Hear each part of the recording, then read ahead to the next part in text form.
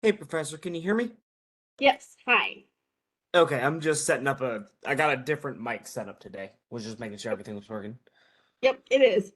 Okay. I was doing the, I that has been murdering me. Those like before, um, kind of tests, exam things. I always end up remembering them at like 11:15. But I got the one today, and oh boy, do I need to go back over lecture 11. Well, and that is kind of what the purpose is so you guys can see that there are things that you need to review. That's all it's meant to do, is to show you what there is. And of course, for me to get an opportunity to see if there's anything I need to cover for the entire class again. Gotcha. Do you think just returning to the recorded lecture for lecture 11 should give me a good enough idea, and then just do practice problems and other stuff to kind of help flesh it out? Well, a lot of the stuff that was in the quiz is actually what we talk about in the review portion. So I'll talk about it some Gotcha. there. All right, gotcha. All right, thank you. You're welcome.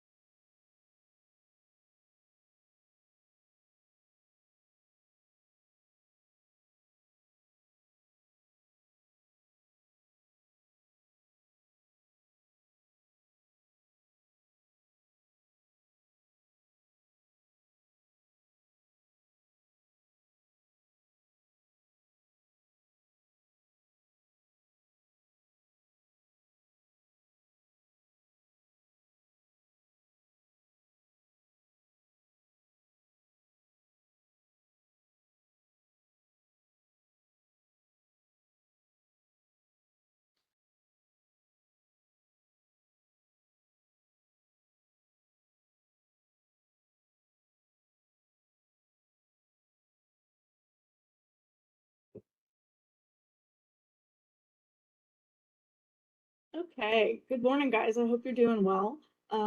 Let's see. I have the schedule pulled up here because I want to show you kind of where we are.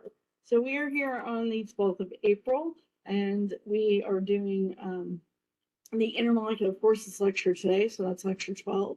There'll be a couple more virtual labs that are due in the next week or so. So virtual lab 10, 11, 12, and 13. Those are the last of the virtual labs and the last of the post labs. The lab review will happen a week from today, and then your lab final will be available in D2L between the 21st and the 23rd of April. Those will get graded on the 24th, which is the day of exam 3. So there will be that as well. 26th, we will review exam 3 so that you guys can get ready for the final. And then the final will be on the 28th of April. So we're rapidly approaching all of this. I hope that you guys are doing well with things. If you need any help, anything at all, let me know, and we'll see what we can do with that. But it is almost over, so let's see if we can get through the rest of this. Any questions on the schedule that we have coming up in front of us? Okay, and let's get into our forces and properties. Now, forces and properties is a bit different than what we've been talking about. There's, we talk about the gases, and in the gas phase, molecules are so far apart that there's really not anything that we need to talk about in terms of the forces in between those molecules. So that's an easy thing for us to do. It's fairly easy for us to talk about those properties without having to consider intermolecular forces. But if we want to start talking about things that happen on the molecular level in terms of solution chemistries and solid chemistries, then we need to be able to deal with those intermolecular forces. So these are not the forces that exist within a particular molecule. These are not the bonds that exist. These are not, how covalent those particular bonds are, how equally those things are shared. These are the forces between those molecules. So that's what we're going to be talking about today. All right, let's get into our stuff. So intermolecular forces, there are 5 that we will particularly talk about. 2 of them are considered roughly the same, so we'll talk about that. We'll talk a little bit about crystal structures, just so you know what they are. We'll talk a little bit about types of crystals in case we run across that. We'll talk a lot about phase changes, and then we'll do some phase diagrams. So a lot of the stuff that we talk about today is information. So definitions, looking at images, defining things that way, that kind of stuff. So that's a lot of what we're going to be doing for this material.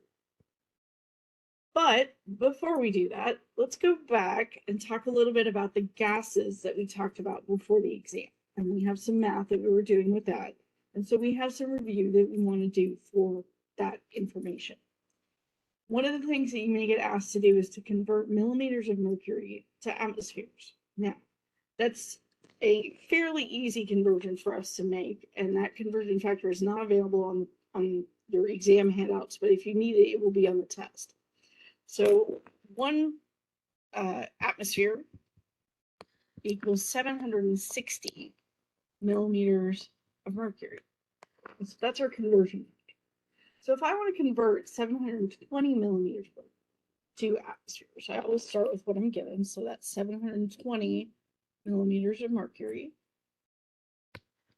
And then I'm going to get rid of the millimeters of mercury by dividing by 760 millimeters of mercury and putting my 1 atmosphere up at the top. That cancels my millimeters of mercury and leave you with an answer that is in atmospheres. Of course, that's slightly less than 1, so let's see exactly how less than 1 we're talking about. And of course, that's 0.947 ATM. And 3 sig figs is what I'm looking at there. I'm assuming that my 0 is significant. Okay. So that's my conversion between those 2. Atmospheres are the ones that we deal with the most. So that is one that we really need to be able to get into. Millimeters of mercury is one that was our original definition. So it's usually why we convert from millimeters of mercury. When we talk about our other questions relating to gases, there are 2 ways that we look at this. So either we're talking about something where the gases have changed what they're doing. So I had this set of conditions and I changed to a new set. And when I talk about that, we have this P1, B1 over T1, N1 is equal to P2, V2 over T2, N2. Where P is pressure, V is volume, T is temperature, and N is number of moles. Now, those are all the components of what we also, the other thing we talk about, which is the ideal gas law. The ideal gas law is for one particular gas under a set of conditions. So if I know most of those conditions, I can solve for the other one. So that law looks like, excuse me, like this. PV equals nRT. And again, we have pressure, volume, N, which is the number of moles, R, which is the gas constant, and T, which is temperature in Kelvin. And that gas constant, 0.0821 liters atmospheres per mole Kelvin, will be available to you on the test. Please be aware that there are two sets of units available for that number. Make sure that you're using the one that has the liters atmospheres per mole Kelvin and not the one that has joules. That is the one that we use in the second half of this class to talk about the energies that are involved. We're not dealing with that yet, so we need the other one. They're actually the same number, just different units. So there's a lot of unit conversions that go on with that.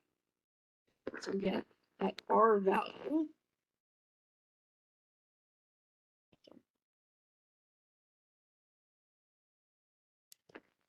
(0.0821), and again, that unit is liters times atmospheres over mole times Kelvin.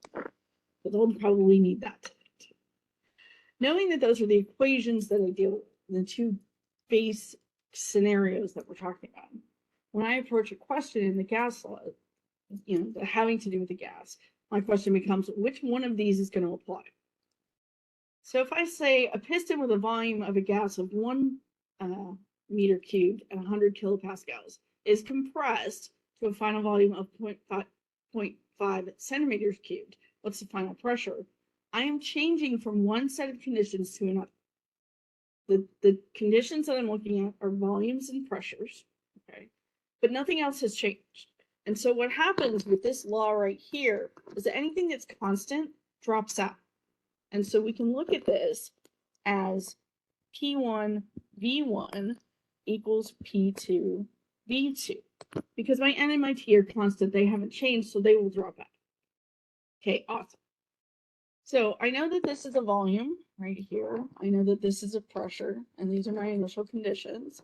I know that this is a V2, so I'm looking for P2. So P2 is equal to P1 V1 over V2. When I do this, it is not necessary for me to do unit conversions when we're using this equation. Okay? The only reason that we need to do that when using the ideal gas law is because of that R, because it has units on it. We need to make sure that we're in the same units. Here, I don't necessarily need to do that. Now, there is an exception to that. Always, there's an exception. Temperature always has to be converted to Kelvin. And the reason for that is we can't have any negative numbers that occur in there, so we need to make sure that we're actually dealing in Kelvin. Right? So I take my P1, and that's the 100 kilopascals. And then I have my V1, which is 1.0 meters cubed, and my V2, which is 0.5 centimeters cubed. And I'm done, right? Not exactly, because they're not the same unit. So since I have one that's in meters cubed and one that's in centimeters cubed, I have to choose one of those units. Doesn't matter which one I choose. I just need to choose one of them. They have to be the same. So I look at that and I say, okay, I'm just going to pick one because there's no reason to pick one over the other. So I'm going to say, let's go 1 meter cubed, and let's get that to centimeters cubed, right? So if I have 1.0 meters cubed, I know that 1 meter is 100 centimeters. But of course, if I need to cube that, then this needs to be cubed, and that 100 centimeters needs to be cubed. So that's a big conversion, okay? So I end up taking that 1 times 100 times 100 times 100.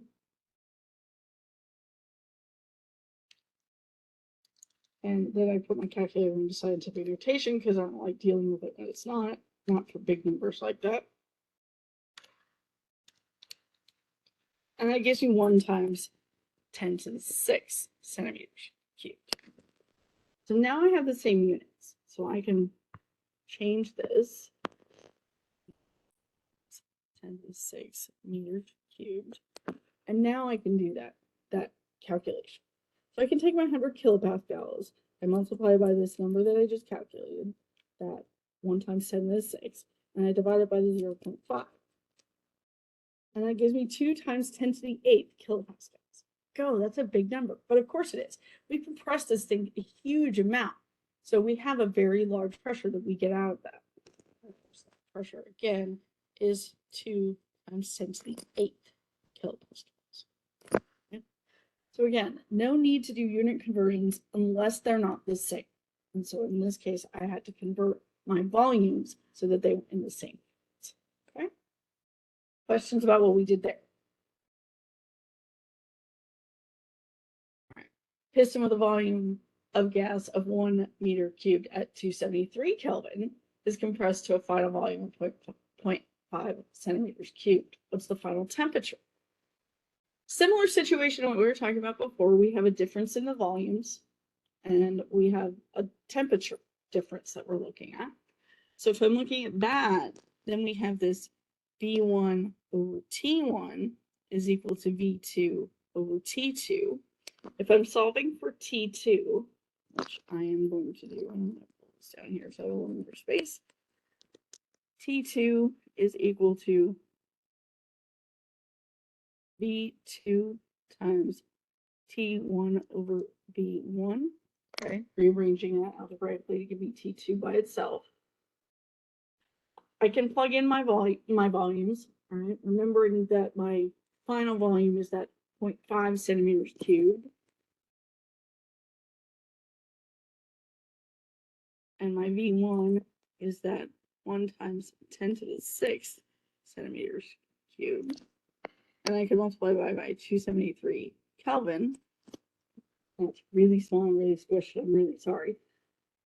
Then I can do that. So 0.5 divided by that 1 e to the 6 times 273.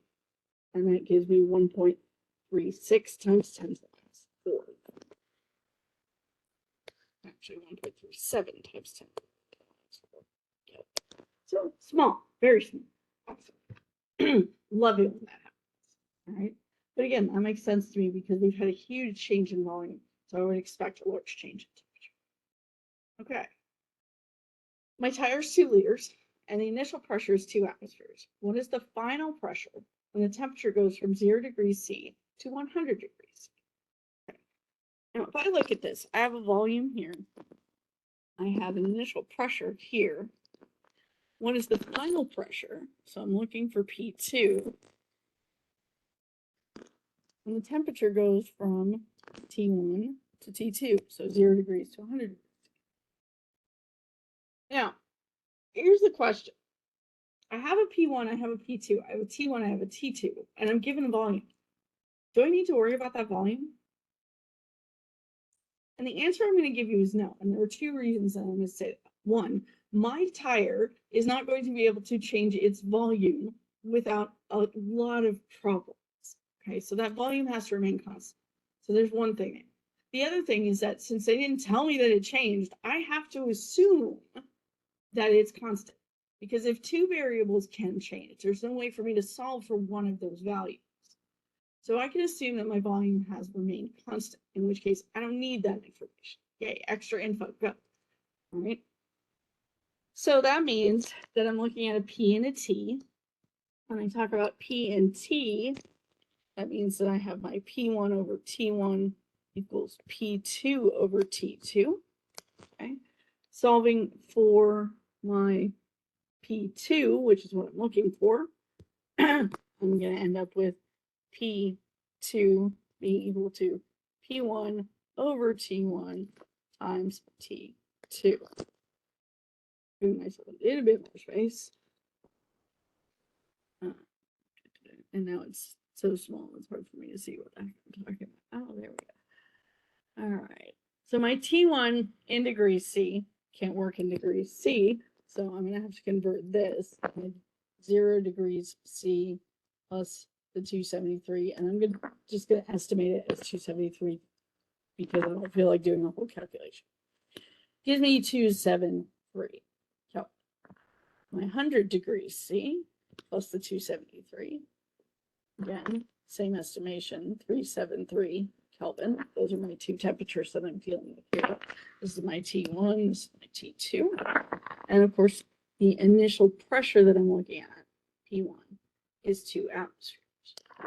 So if I plug all of those happy values in, 2 atmospheres times T2 over T1, my T2 being a 373 Kelvin, my T1 being 273 Kelvin. And I can solve for that value. And I don't think I mentioned it, but let me make sure that I do. That P1 V1 over T1 N1, that equation is on the test. Okay, so that you will find in the useful equations. The ideal gas law, however, is not. That we use so often, we just kind of expect that you're going to know it. So guess what? You get to learn it. So there's that.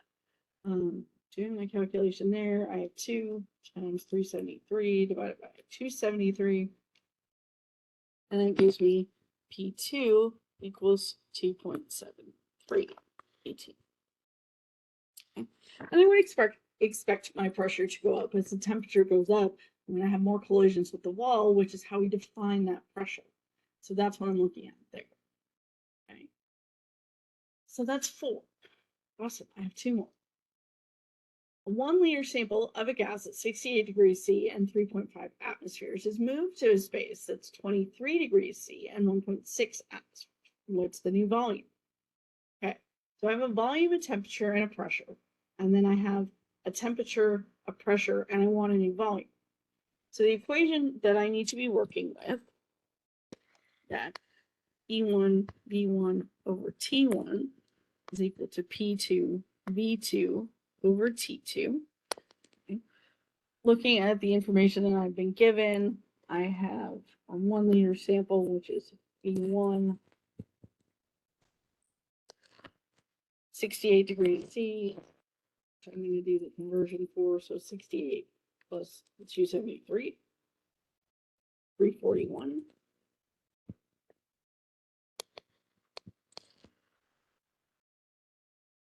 .5 atmospheres.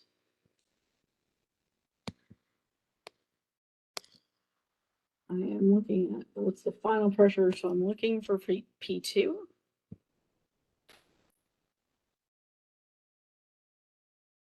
And my T2, 23 plus 273, should give me 296. Sorry. So my T2 equals 296 Kelvin. And my P, sorry, P2 is 1.6 atmospheres. I'm looking for V2, that's the new volume. Okay, so now I've got all my variables identified, and you may notice that that's what I'm trying to do, is to go through and look at this question that I've been given. Sorry, technology not helping me today.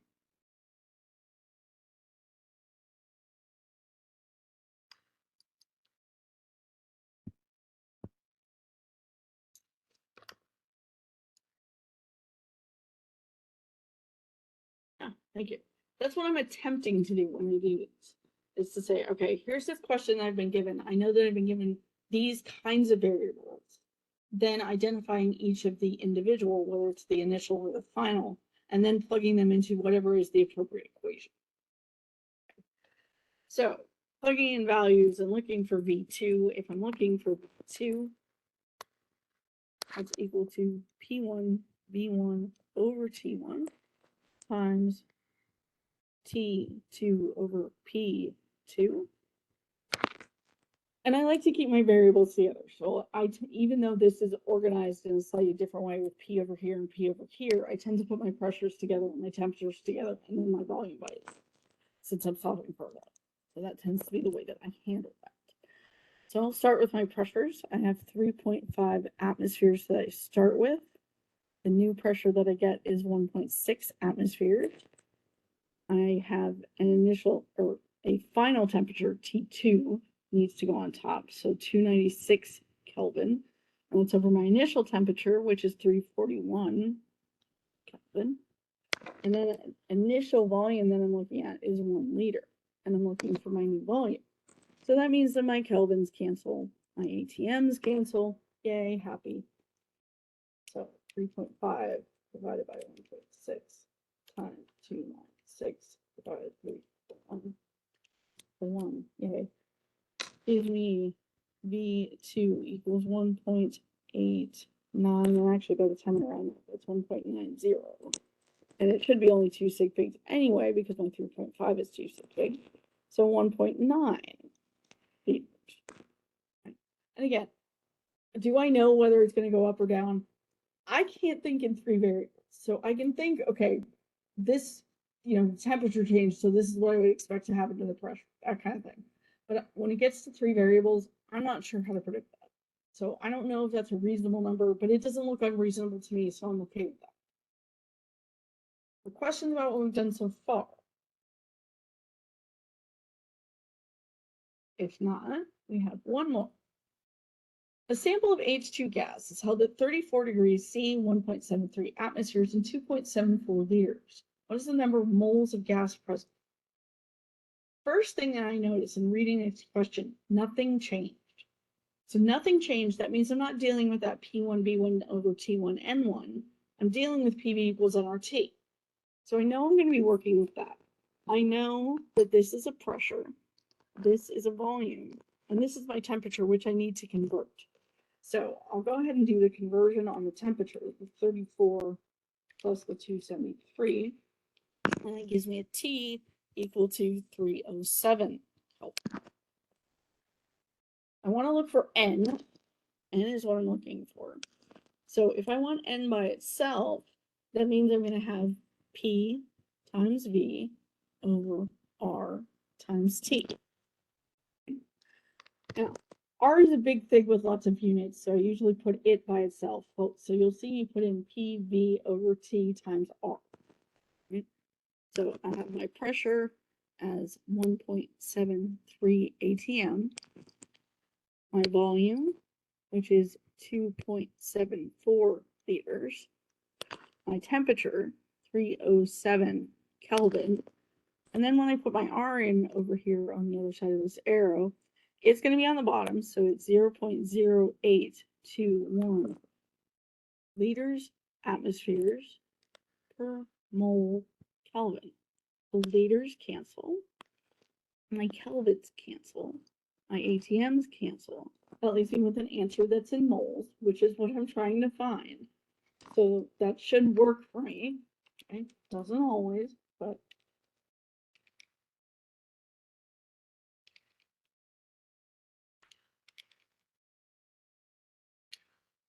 and that gives me 1.88 times 10 to the minus 2. So 0.881 moles. Okay. And again, looking at the pressures that I have, the volumes, the temperatures, that seems reasonable to me. Now, am I expecting that you would know that was reasonable? Yeah, no, the only reason I know that is because I've calculated a million of these things. So I understand that we may not have that real ability to look at that kind of calculation and say if that's reasonable. I understand that. But it's also useful to be able to think to yourself, is this a reasonable thing or not? Okay. So that's our gas laws. Notice I did lots of changes and not a lot of PV equals nRT. Now, that's typically how we work this. Now, PV equals nRT is really important when we get into stoichiometry because we're going to find the number of moles based on these conditions. That number of moles is then going to be used in our mole to mole conversions so that we can figure out how much of this other thing I need or how much of this other thing is required, that kind of stuff. So that is where that comes in. Typically, we're using PV equals nRT with our stoichiometry. And then we are using pressures, temperatures, volumes, number of moles changing to find new sets of conditions. Okay. So those are the two base scenarios that you see. And so again, my approach to this is always, are things changing or are we talking about a single gas? And that determines which equation I need. And that allows me to label the variables that I have and work from there. It is my goal always when I'm doing problem solving to pull as much information out of this word problem as I can. And you'll notice I wrote things everywhere to get it out of those words. Same thing. It's just pulled it out of those words because then I don't have to worry about the words. I can get it into a place where it's just math. And for me, that's a lot cleaner and a lot easier. So those are my recommendations about the gas laws. In terms of practice for the gases, there are things available on D2L for practice for these. There's lots of practice available. And then there's the stuff in Alex. So if you have questions, comments, problems, anything about the gases, let's talk now or talk later. Anything for now? Yeah, I have a question. Can you hear me? Yes.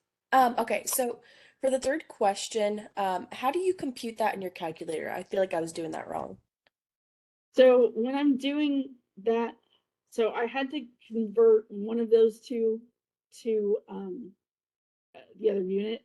So I converted the 1.0 meters cubed to centimeters cubed. That's that 1 times 10 to the 6 centimeters cubed.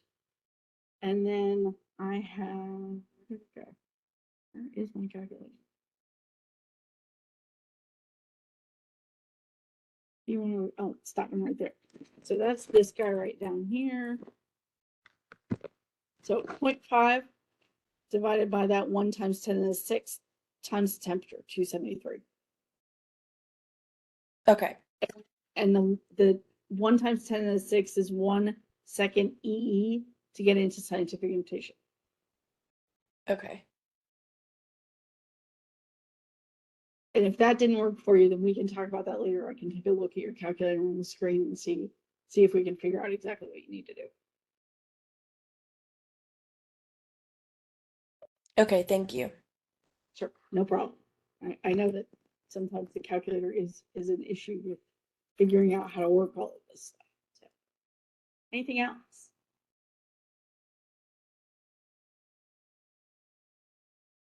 All right, then let us move away from the math and move into some slightly more memorization, esoteric type information. So we have intermolecular forces. There are 5 of them that we need to be able to talk about. So van der Waals forces, dipole-dipole, and ion-dipole on this one. When we talk about van der Waals forces / dispersion forces, okay, these are the weakest attractive forces between molecules. Now, if you think back to the structure of an atom, we have all these electrons that surround the nucleus, right? And those electrons can exist anywhere in that space around that nucleus. There is a finite possibility that all of those electrons are on one side at any given time. And if they're on one side of this molecule and on the other side of this molecule, then they're not going to be attracted to each other. They're going to repulse each other. Okay. So we have those kinds of interactions from where those electrons are at any given moment. Okay. That's what these attractions are about. They exist on everything because everything has that distribution of electrons. Okay. So they exist everywhere. All molecules, all shapes, all structures, everywhere. Van der Waals and dispersion forces are always present. And they have 2 different names, but they're very, very similar things. And again, that's because we can create temporary dipoles where all of the electrons are on one side of that molecule and the other side has none. So that's a dipole moment because all of the electrons are on one side. Okay. The other thing that we talk about, dipole-dipole interaction. Now, let's talk about water for a second, because we talked about water and we drew our Lewis structures. And we know that it looks like this. And this is actually a bent molecule where all of our electrons are on one side. Right? It doesn't matter how I turn it, they're always on one side. I also know that this bond between hydrogen and oxygen is polar. Those electrons are more attracted to the oxygen than they are to the hydrogen. And so that means that each one of these bonds pulls towards that oxygen.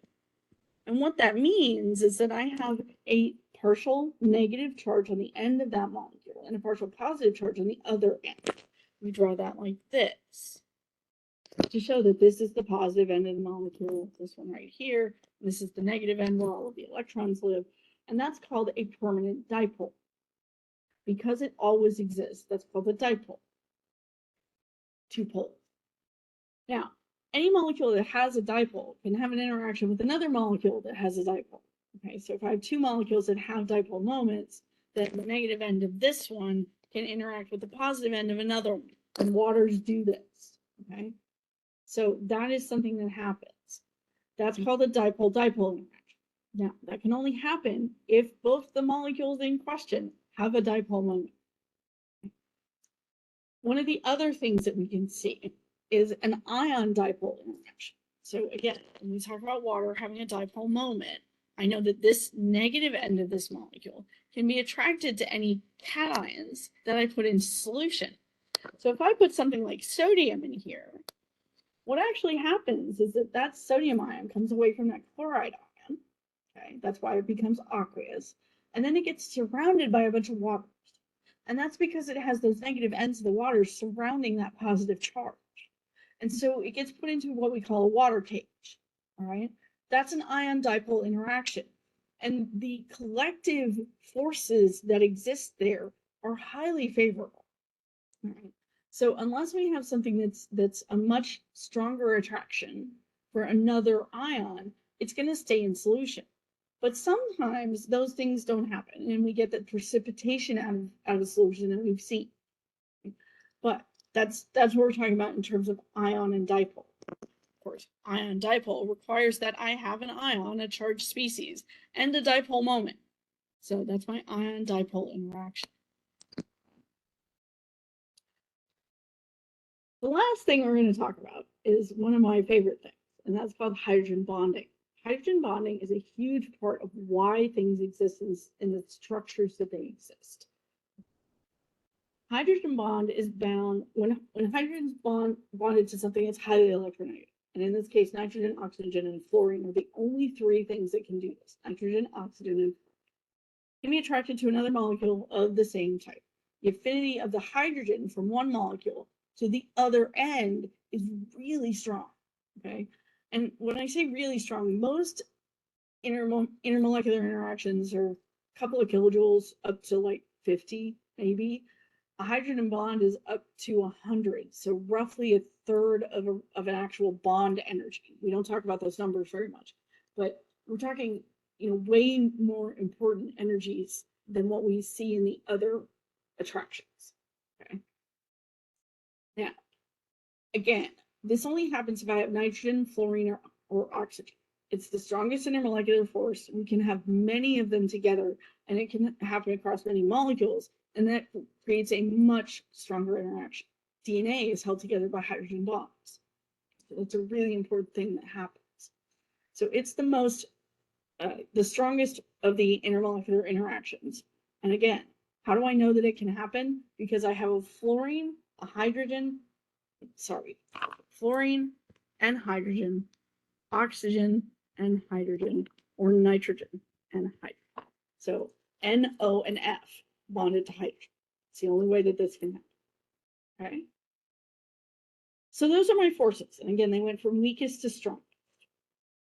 What kinds of things might you get asked to do with this? Well, you might get asked what kinds of bonds, what kinds of intermolecular interactions would you expect to see in these scenarios? Okay. Now let's talk about water one more time, because water is really weird. And it's one of the reasons that water gets talked about a lot and why it's really useful to us.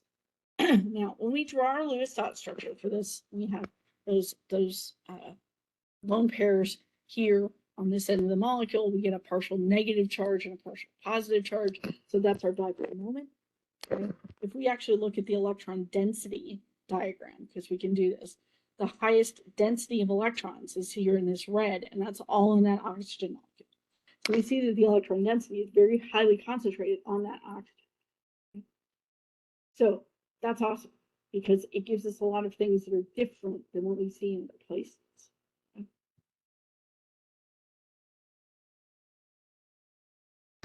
Now, if I were to say to you, what kinds of intermolecular forces would I expect to see in water? I know that this molecule is polar. So since it's polar, I would expect to see dipole-dipole interactions. And that does happen. I know that all molecules have van der Waals/dispersion forces, so that's definitely going to be present. If I'm talking about water on its own, there is no ion present, and so I'm not going to see ion-dipole interactions. But will I see hydrogen bonding? And the answer is yes, because I have an oxygen that's bound to a hydrogen. So there will be hydrogen bonding that exists in this molecule as well. So looking at these things that we would list, and I don't list van der Waals and dispersion separately anymore, we list them together. I would expect van der Waals and dispersion to be yes. Dipole to be yes. Ion dipole to be no, because there's no ion present. And that hydrogen bonding to be yes. Okay. So questions about that? Okay. Fix that. All right. So let's talk about what forces would I expect to see in each of these following molecules. Okay. Now, I'm going to skip the first one for just a moment. I want to talk about NaCl by itself. NaCl. And let's look at our list of things that we can see. So I have my van der Waals. I have my dipole, the ion dipole, and then my hydrogen bond. NaCl. Would I expect van der Waals forces there? Yes, absolutely I would, because it's everywhere. So of course that's going to be true. Do I have a dipole interaction for this NaCl? Well, is it polar? It's ionic, so we don't call that polar. Because there's an actual charge separation between the Na and the Cl, it's not a single bond, it's not a polar molecule. So I wouldn't call it that. Right? I can't have an ion dipole because I don't have a dipole. So I can't have an ion dipole. And I have nothing that can be considered hydrogen bonding. There's no oxygen, fluorine, or nitrogen in this. So the only thing I would expect for NaCl on its own is that van der Waals. Okay.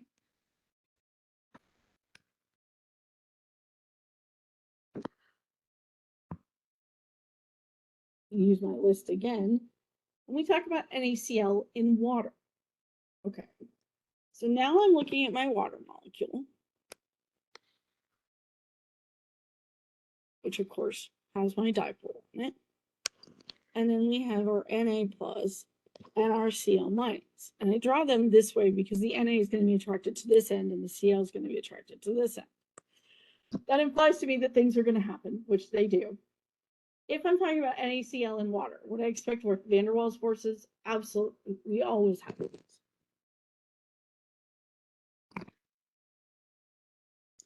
Would I expect that there are dipole interactions? Yes. In the water? Yes, I would. So for not sure there's going to be that dipole. For the ion dipole, would I expect that? Yes, actually I do. And that's what I'm showing right here is this Na plus being attracted to the dipole that's present on the water. Okay. So that's my ion dipole. And then would I expect hydrogen bonding? Well, the hydrogen bonding exists in the water, but it doesn't exist with the NaCl.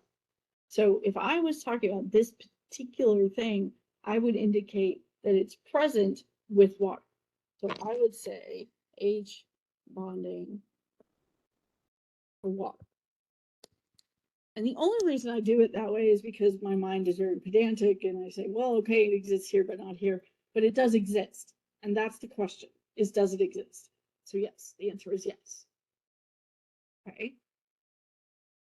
Now let's talk for a second about acetic acid, because we're going to be talking about acetic acid as we move down for the rest of these. In order for us to talk about acetic acid, we're going to draw a Lewis structure for acetic acid. Now, this is not something I would ask you guys to do most of the time, but I can show you how to do it. So carbon is going to be the one that I put in the center here. It's going to have a CH3 sticking off of it. There's an oxygen here. There's a hydrogen here. There are lone pairs on that oxygen. And then I have my oxygen up here. It's double bonded to that carbon. Okay. So if I look at this structure, I can see that there are 2, 4, 6, 8 electrons around this carbon. This oxygen has the double bond and the 2 lone pairs. Therefore, it has 8 electrons around it. This oxygen also has 8 electrons around it. And this hydrogen has access to the 2 that it needs. We don't worry too much about this one. That is happy. I can show you why it's happy, but that's the part that we care about. Now, why did I draw this for? Because this molecule is polar. Right? I know that this carbon-oxygen bond has polarity to it. All of the electrons are pulled towards this oxygen. So we would draw that like this. And so there is polarity in that molecule. We have a pole of electrons in one direction that is not matched in other directions. So it is polar. Since it's polar, that determines what we're going to see with some of these other things. Now, if we talk about acetic acid alone, would it have van der Waals forces? Yep, absolutely it does. Always does.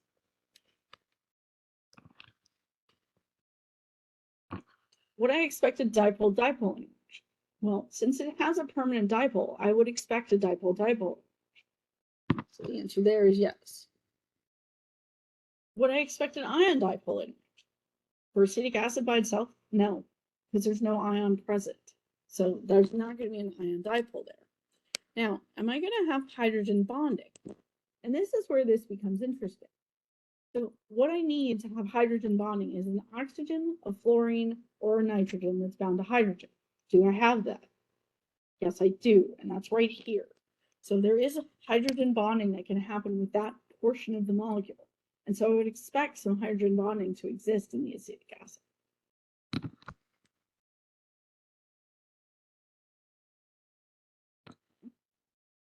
So yay, go, we did acetic acid by itself.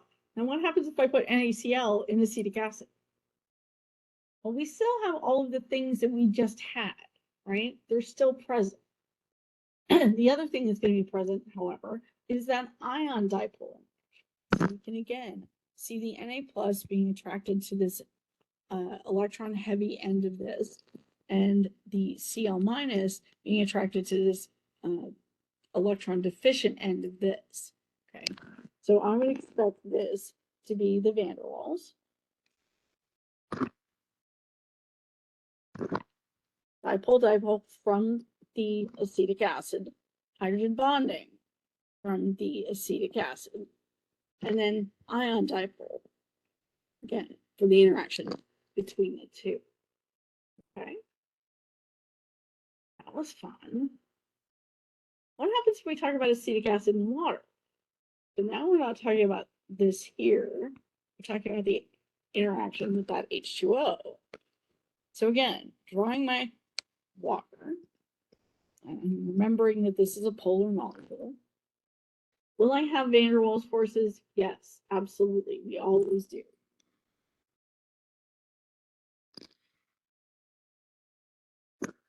Would I expect this to have a dipole-dipole?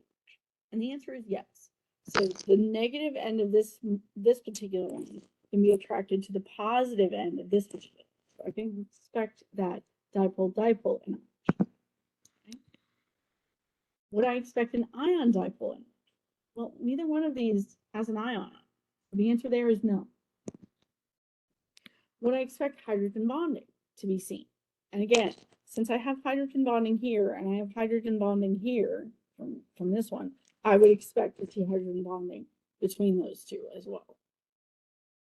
So not only with the water with itself and the acetic acid with itself, but also between the water and the acetic acid. Okay. Questions about that? All right, now let's talk about benzene. Now, the only thing you need to know about benzene is that it's a non-polar solvent. So it has no dipole. That is not something we can see in benzene. Now, if you want to talk about what benzene actually looks like, we can talk about that later. I'm not going to talk about that right now. It's a big carbon molecule that's in a ring. But it's non-polar. Knowing that it's non-polar, and I'm trying to deal with acetic acid, which is polar within that. Do I have van der Waals forces? Yes, absolutely.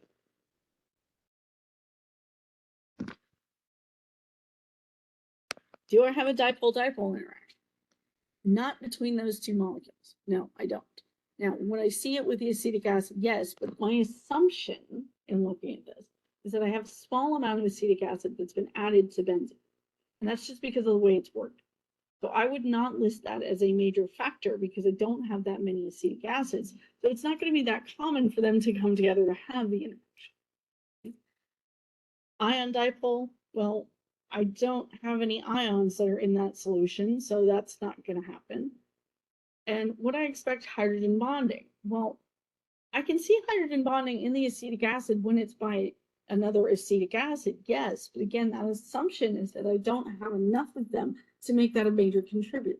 So the only thing that I would expect to be a real contributor in terms of intermolecular interactions here is the van der Waals. Okay. When we talk about water in benzene, same kind of things are going to apply. Am I always going to have the van der Waals? Yep, I am.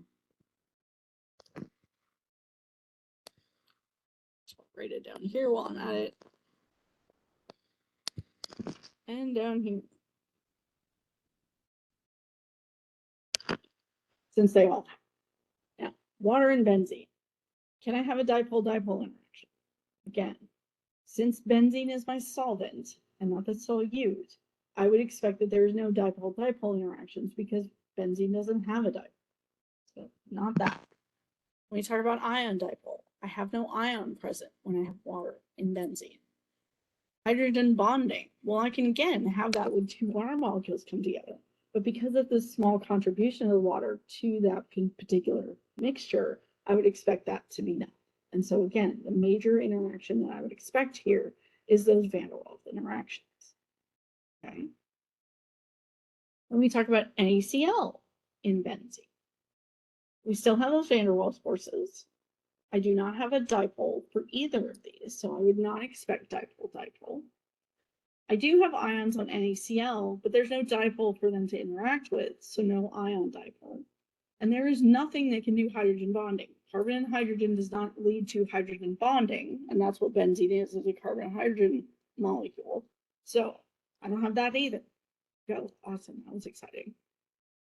And then if we talk about hexane in benzene, hexane is a nonpolar molecule as well. Benzene is a nonpolar molecule. So would I expect any of this fun stuff? Well, van der Waals, yes, absolutely. Dipole-dipole, no, because I have no dipoles. There are no ions present, so I wouldn't expect an ion dipole. And there is no possibility of hydrogen bonding when we're talking about carbon-hydrogen bonds. So the answer is no there as well. Okay? So again, this relies on us being able to look at not only what do I have in solution, but how often is that interaction expected? Okay? So if I have a solute that's been added that has a particular interaction it can have when it's next to each other, that would not be a major contributor to my solution. It's not common for them to be like a roughly 50-50 mix. It's usually something where we're talking about one being a small component of the other. So questions about that?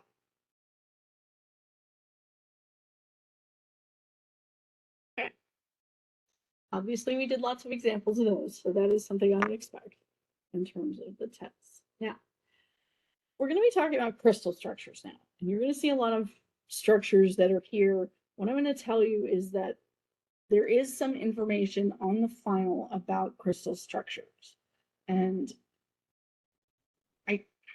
there's a lot of debate going on in the department because we're not really talking about crystal structures anymore. It's not something that we deal with really on a general chemistry level. So if you get into some of the inorganic chemistries, it's necessary to talk about these things, but it's not something that we talk about at this level. And so there's debate going back and forth about whether or not they should be on the final.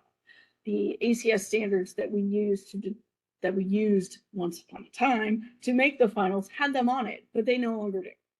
So in my opinion, and this is just my opinion, this is not something we should be spending a lot of time. But it's still on the final because the final is actually really old. I mean, really old. The department, they're all departmental finals. We have to give the same ones so that they're the same across the board. And that way we can judge teachers versus teachers kind of deal, which happens. But it's also one of those things where if you as a class decide that you're not going to deal with this particular topic, then the curve reflects that. So that's kind of how I look at that. And there's always a curve on these finals because sadly they are designed so that you do not have enough time to finish them. That was his stated design was to make them that way so that you would be forced to answer the ones you actually need. Yeah. So now that I've scared you about the finals, which I hate doing, but I think I think it's better for you guys to go in knowing what you're going to run up against rather than just coming into it going, oh, I'm going to be fine, and then not feeling fine about it. I don't, to be very, very honest, I don't know of any of the instructors who can finish that test in the time that they're doing. So, anyway. So our crystal structures. Crystals have rigid and long range order. So when I have something that's been crystallized, I can see long range order in that. And that is really, really common. We do have other things called amorphous materials that really don't have that kind of structure over the long term. They look different in different parts. Okay, so that's what we mean by amorphous. Any intermolecular force can determine the 3D structure. So if I have dipole-dipole interactions, that can help to determine what structure I see versus something that doesn't have. Hydrogen bonding can be a part of that as well. And the hydrogen bonding and the dipole-dipole interactions is actually why the structure of water in the solid phase is less dense than water when it's in the liquid phase. Okay, that's unusual. That's not something we typically see. It's those intermolecular interactions that lead to it being. We talk about the term unit cell, and it's the basic repeating unit in a crystal. And we always talk about what these look like when we have just one of them alone. We never ask about what are the names of the structures, but this is what they look like. So we have a simple cubic, a tetragonal, an orthorhombic, a rhombodecahedral, monoclinic, triclinic, and hexagonal. Those are our unit cells that we typically talk about. And again, we don't talk about these very often in any sort of general chemistry. So those are our structures. And you may see something that says, hey, this has this particular structure. Well, that's the kind of thing that we're talking about. And every time I see that, I have to go look this up. Okay? We can also talk about the packing sphere. And what that means is, how do these unit cells fit together to fill up that space? Meaning, how dense are they? I.e., do I have a lot of things that are fit into a very small space? Or do I have not so many things fit into the same space? So if we look at the simple cubic, right, this has atoms at each of the points of the cube, right? If we look at a body center cubic, there's one in the middle, and then the ones at the points of the cube. And if we have a face centered cubic, we have one on each face in the middle, and then the ones at the corner. Okay. Obviously, this is less dense than this material, which is less dense than this material. And that's because of the number of molecules that exist in the same space. Okay. So we would expect more density out of a face-centered cubic than a body-centered cubic, than a simple cubic. The other thing that we can talk about, one of the other things, is the closest packing. And that determines how these, when we make them in sheets, how they fit together. Okay. So there's two types, hexagonal close packing and cubic close packing, and they're different. So this one is our hexagonal close packing, and we have two different sets, and they're sort of rotated off of each other. And the cubic close packing, we have actually three different sets, and they're rotated off of each other in different ways. So those are what we're talking about when we talk about close packing, and we see that typically as HCP and CCP. Okay. That's what those refer to. Now, this is the part that we actually do talk about. Now, having looked at some of those other things, we can talk about the different types of crystals that we typically run into. All right. I can see an ionic crystal. Sodium chloride, table salt, is an excellent example of ionic crystal. They're held together by electrostatic attractions. So the sodium and the chlorine, both of which are charged Na+, Cl-, those are attracted to each other through their electrostatic interactions. They are hard, they are brittle, they have high melting points. They're poor conductors of heat and electricity. Examples of that, NaCl, LiF, anything that's ionic. Okay. That's an ionic crystal. We can talk about covalent crystals, which are held together by covalent bonds. They tend to be hard, high melting points, poor conductors of heat and electricity. That sounds really familiar. Things that fall into this category: diamond, okay, which is a carbon structure. And then SiO2, which is quartz, also known as sand. Okay. So those are covalent crystals, and that's because they're made of nonmetal to nonmetal bonds, so they're covalent bonds, and therefore they are covalent crystals. And when we talk about molecular crystals, these are things where we have simple molecules that are held together. Okay. And there's no long range bonding that happens within them. So when we talk about diamond and the structure that actually exists there, we have carbon that has sheets above and below it. And in diamond, there are bonds between the sheets as well as within the sheets. Okay. So there are bonds all over this thing. That's the reason that it's so hard and so difficult to break. There is another form of carbon, and it's called graphite. And what I see in graphite is that I have sheets of carbon, but they're not bound to each other. So while it really looks the same, we're missing this bond in between those sheets. And so they can slide against each other. And that's why graphite has been used in pencils, because it's easy to get it to slide and to work as something that we can put down. So there is long range structure that exists between those carbons. In molecular compounds, we don't see that. So we'll have things like CO2 where they're sitting next to each other, but they don't interact with each other. H2Os can have that kind of structure where they don't really interact with each other in a complete bond sense, but they do have dipole-dipole forces and hydrogen bonds. So there's an interaction between them, but not as much as if they were bound to each other. Okay, so that's why they're slightly different. Those are molecular compounds. They tend to be soft. They have low melting points. They're poor conductors of heat and electricity. Okay. Examples: argon, CO2, I2, H2O, sucrose. Okay. Which is a big, huge molecule. Now, the other kind of crystals that we talk about are metallic ones. Okay. So you can see solid metals. All right. They're held together by metallic bonds. And what that actually means is that I have a sodium atom that sits there, and then I have a few electrons that float around on top of it. That's really what happens. Those electrons can move pretty much anywhere. All right. So that electron that it loses to become an Na plus is actually still there, but it can move. And that's why it can conduct electricity, because those electrons are able to. Those are held together by metallic bonds because they're metals. Okay. They can be soft to hard, low to high melting points, but they are good conductors of heat and electricity. That's the big thing. Anything that is metallic has this kind of bonding in its crystal structure. Okay. And those are the 4 types of crystals that we see. Sorry.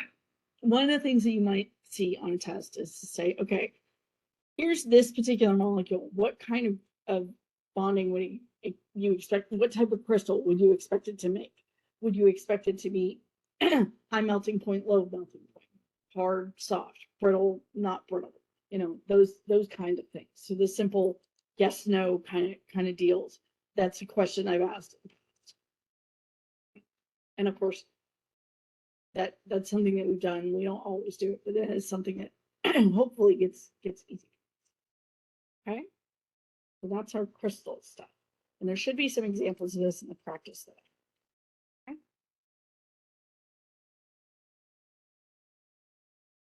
So what kinds of questions might you see based on what we've talked about today? I think that's an interesting thing for us to talk about. So consider the following molecules. What would you expect for hardness, malleability, melting point, boiling point, conductor of heat / electricity? So water, looking at water, I would expect it to be a molecular compound. That means that it's not listed as particularly hard. It's not considered malleable. Okay. We only talk about malleability in terms of metallics. It has a relatively low melting point because we're not talking thousands of degrees C, which we see for some other things. It has a relatively low boiling point, and it is not a conductor of heat or electricity, not really. When we talk about copper, that would be a metallic. Okay, so that could be hard, could be soft. It's actually kind of somewhere in the middle.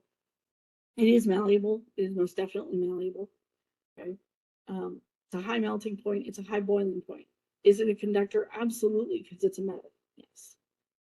When we talk about argon, argon again falls into that molecular category. So since it's in that molecular category, we would consider it to be soft.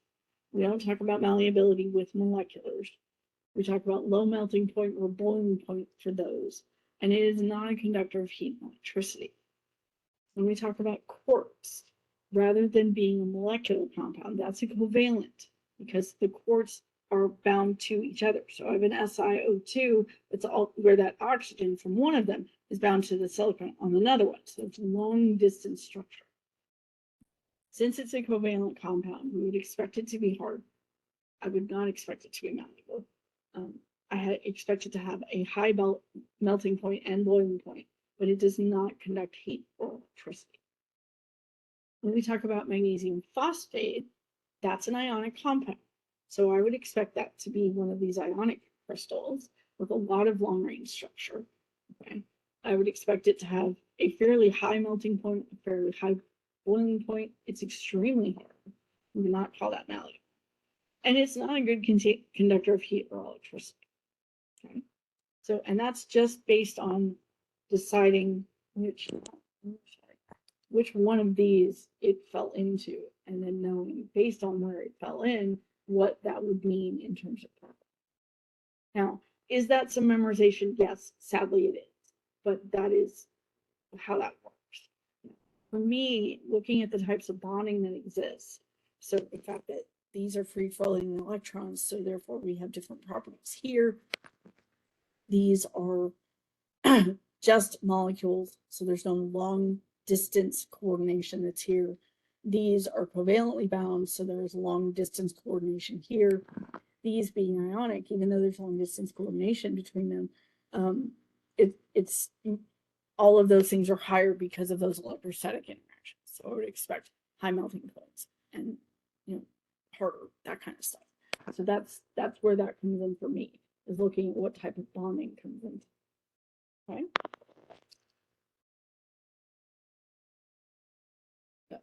Questions about that?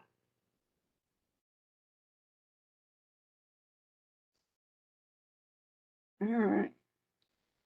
Where do we go now? Well, we need to talk about phase changes. Now, this is chemistry, so we're not going to talk about plasma. We will not be talking about anything that happens between the gas phase and the plasma phase, because as chemists, we don't see a difference between the two. Now, there is a difference. There absolutely is a difference, but we do not talk about it. So we talk about the gas, the liquid, and the solid. We can talk about moving in between them. So when I go from solid to liquid, that's melting. When I go from liquid to solid, that's freezing. When I go from liquid to gas, we call that vaporization. When I go from gas to liquid, that's condensation. When we talk about going from solid directly to gas, that's sublimation. And when I talk about going the reverse direction, gas to solid, that's called deposition. Well, you need to know what those changes are called. Yes, you will probably see a diagram similar to this where we say, fill in the blanks. Tell me what those things are. Okay. You may get a multiple choice question that says, vaporization is the following change. And you have to pick out of those definitions which one it actually is. So that's the kind of thing that's there, is that you need to know what those terms mean. So those are the things that we need to be able to deal with. And remember, you have two for each phase change, one going in one direction, one going in the other. Okay. Then we have to talk about the different types of equilibriums that can exist. So one of the equilibriums that can exist is a liquid vapor equilibrium. Now, pause, take a step back. Equilibrium. What does that term mean? Okay. An equilibrium, for purposes of talking about this, is a steady state where I observe no changes. So even though things are changing on the molecular level, over time, I see no differences. That's what we mean by equilibrium. Okay. So when you're getting to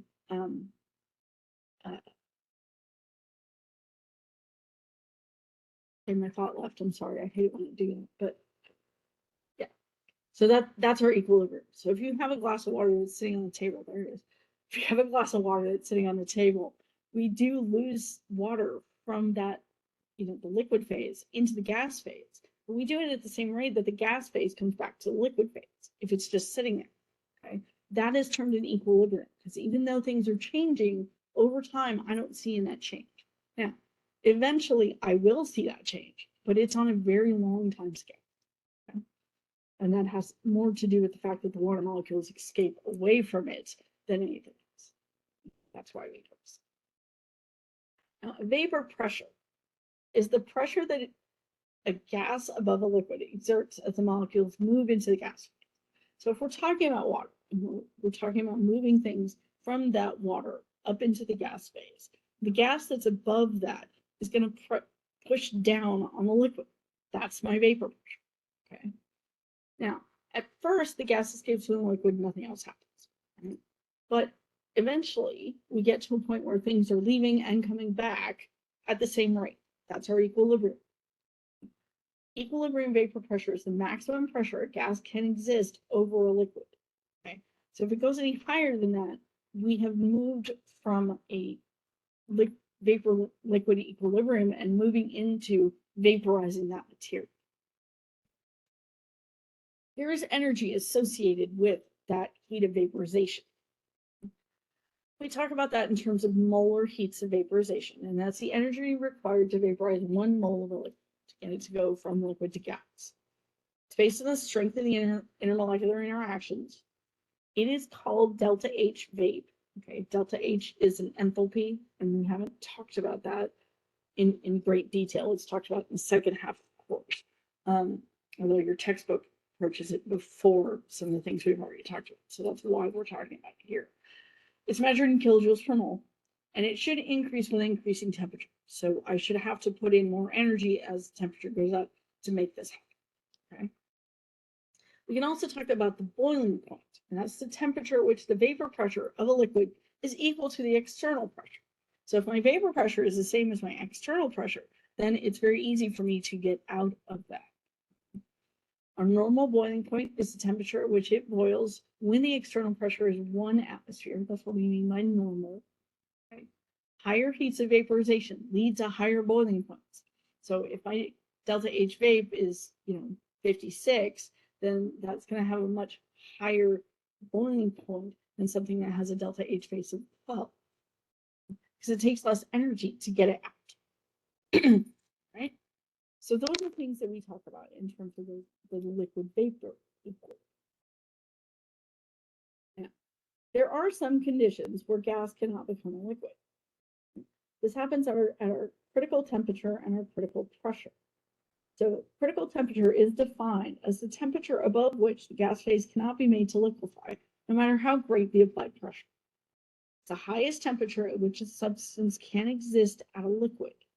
Above that temperature, there's no fundamental difference between liquid and gas. It's where we get to a fluid. That's where we get to the plasma bed. Okay, so we talk about where we hit it, but nothing above it. There's also a critical pressure, and that's the minimum pressure that must be applied to bring about liquefaction at the critical temperature. So that's what we talk about there. Now, we have to define those terms because eventually we're going to see them. Now, we'll talk about where we see them in just a little bit. But before we do that, let's talk about our liquid-solid equilibrium. So this is our melting freezing point. Now, the temperature at which a solid and a liquid phase coexist at equilibrium is that melting/freezing point. Note that it says if you heat a solid, and what I'm talking about is this diagram that's over here. So what we're looking at in this diagram is over time, and as we add temperature, what happens? So if I'm in the solid, over time, as I add temperature, the temperature goes up, and then it stops. It hits this place, and it stays there for a long time. And that's because the solid and the liquid are in equilibrium. Until we get every piece of that solid to be able to move into the liquid phase, nothing changes. And that's what this is. Okay. So then everything moves into the liquid phase, and then we start raising the temperature. Then we'll have a same thing that happens at this liquid and vapor equilibrium. And so we call this our melting point. because that's where we're changing from one phase to the other rather than raising the temperature. And this is our boiling point because we're changing from the liquid to the gas rather than raising the temperature. So the energy that's going in is being used to change phases. Okay. So we get to that point. That's where that flat part happens. That's what that flat part is about, is we're adding that energy to break those bonds, to get those things to move apart from each other rather than changing the temperature. Now, just as before, we can talk about a molar heat of fusion, and that's the energy required to melt 1 mole of a solid, and we call that delta H fuse. Notice that the below will work adding temperature, taking it away, so this diagram works for that. That delta H of fusion, again, in very similar terms to what we talked about for our delta H of vaporization, is based on the intermolecular interactions. So more interactions means more energy that I have to add to get those things to come up. Okay. So that's what we're talking about there.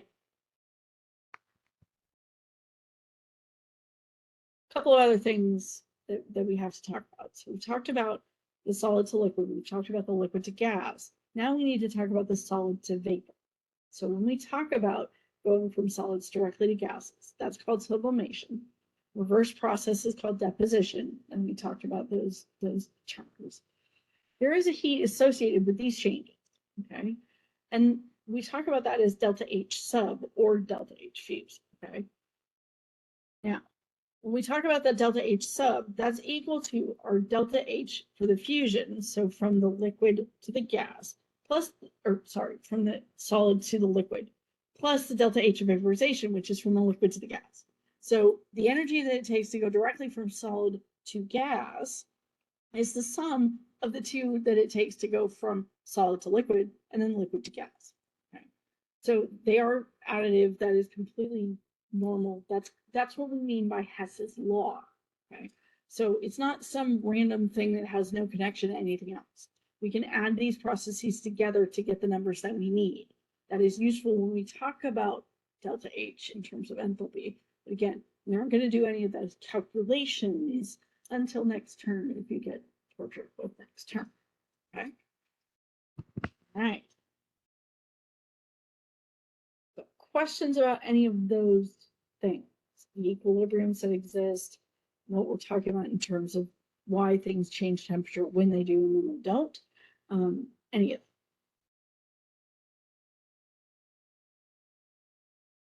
them. Okay. The next thing we're going to talk about are phase diagrams, and I think these things are really fun. So phase diagram shows where and under what conditions I am either a solid, a liquid, or a vapor. Okay. So when this is labeled, then this is my solid area over here, this is my liquid area right here, and this is my vapor in here. Okay. They aren't always labeled, so be aware of where things should be if they're not, labeled. We can talk about a couple of points that exist here. So this point right here, where all of my lines come together, is called the triple point. It represents the one place, the one pressure and temperature, where all three phases exist under the same conditions. So I have solid, liquid, and gas at that point. Okay, this exists for I think everything. I don't know that there are any exceptions that I can think of. I'm gonna have to Google that because it's gonna bother me. But yeah, we do have that triple point where we have all three phases in equilibrium. Okay, so that's what we're talking about there. Now, we can also talk about the temperature and the pressure at which we go from this to this. So if we want to talk about our normal solid to liquid, so normal melting point at 1 atmosphere, we can look at where that temperature is. We can talk about our pressure, 1 atmosphere, normal, going from liquid to vapor, and that's our boiling point. Okay, so that's how we would find that. We can do the same thing for other materials. Okay. So here's our triple point right here. If this is 1 ATM right here, we go from solid to vapor only in CO2. Notice that that's what we normally see. So, and that happens here at negative 78 degrees C. So that's why we have that one on this particular. One other thing I really, really need to show you and I really need to talk about. There's one other difference between these two figures that you're looking at here. And it's not unique to water and carbon dioxide. It's unique to water versus everything else. Notice the slope of this line. The solid liquid line on water is negative. On everything else, it's positive. That is because solid water, ice, is less dense than liquid water. So if I'm looking at a diagram and I see that that line between solid and liquid is a negative slope, I automatically know that that picture that I'm looking at is for H2O. If I'm looking at it and it's positive, it could be anything, but I know it's not water. Okay? So this is water. This is not water. This is something that, in my opinion, is important to understand and to recognize. So it is something I tend to ask about. Okay? So I will show you one of these diagrams and say, what is this? And the answer is either water or not water. Okay, that's what I'm looking for. Questions about that? Now, in terms of labeling things, you may also get a diagram like this and be asked, what are the, name the transition between solid and liquid, name the transition between liquid and solid. Draw it on there. I mean, sometimes on paper it's a lot easier to do that, but draw it on there and tell me what it is. What's the name of that process? Okay. So those are things that you can see as well. You may see a diagram like this that has arrows that are pointing from solid to liquid and from liquid to solid, and may be asked to identify what that process is. So it may not be the same, the other figure that we talked about. You may be looking at this figure or this type of figure to identify those phase changes. Okay.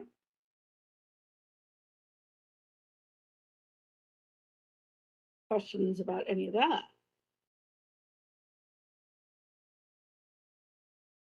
So things that I might ask you about.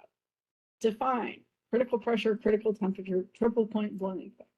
So again, critical pressure is the pressure at which, if I apply anything above that, I can no longer change from liquid to gas. Critical temperature is the temperature at which that occurs. I'm no longer able to change from liquid to gas. My triple point is where I have all three of those materials in equilibrium at the same time. My boiling point is where I have significant vapor pressure, or vapor pressure that is high enough to equal atmospheric pressure, and therefore I can change from liquid to gas. Does the solubility of gases change as the temperature goes up? Yes, it does. I thought I had a slide about that. Oops, sorry. Because yes, it does. And actually, from practical experience, you should know this. If you've ever had a carbonated beverage that you've had in a cold environment versus a warm environment, you know that their behaviors are different. When we have that beverage and we open it when it's cold, we don't have a lot of gas that escapes from that beverage. But if it's warm, not only do we have a lot of gas that escapes when we open it, but we could have significant amount of gas escaping, enough to make that thing explode. Okay.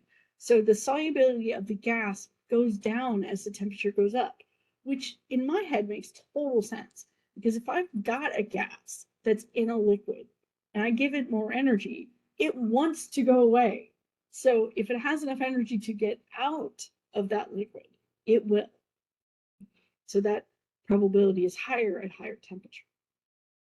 You may get asked to label all the phase changes on this particular diagram. So where would I see my freezing? Well, freezing is this one. F. Vaporization is where I go from liquid to gas. B. Condensation is where I go from vapor to liquid. So that's a C. Melting is where I go from liquid to solid. Freezing. Oh, yeah. Sorry, other direction. Sorry, melting is this way. We can talk about sublimation, which is going directly from the solid to the vapor. That's my sublimation. And my deposition is the opposite direction.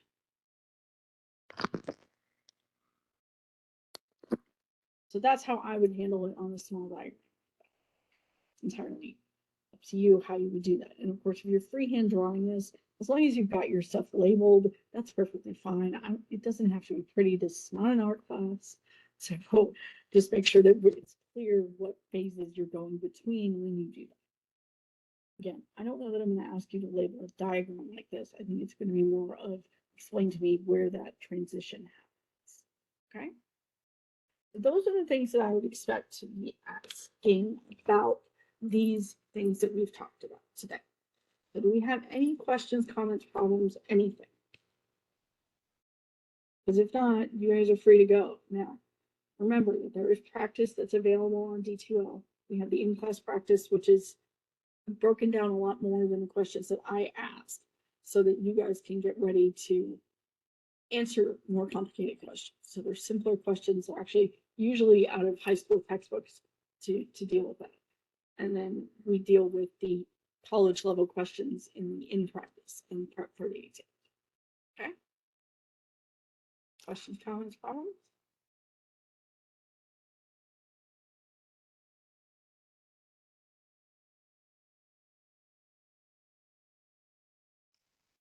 Like I said, that's everything I have for you today. We will be talking about colligative properties on Friday. So there's that. And then our last topic will actually be next Monday. So that is when we're going to cover that. Now that is technically set to be in 2 lectures, technically.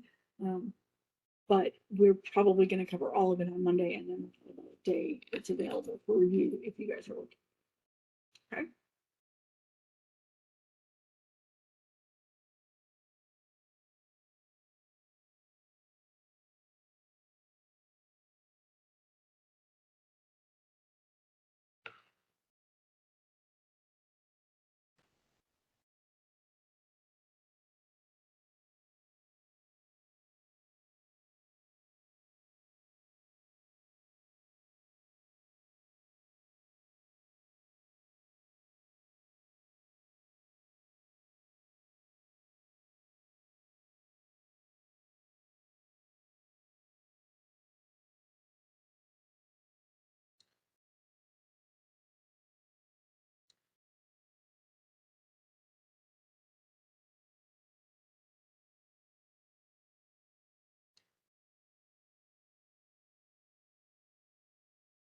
Are you still doing office hours after class from 10 to 11?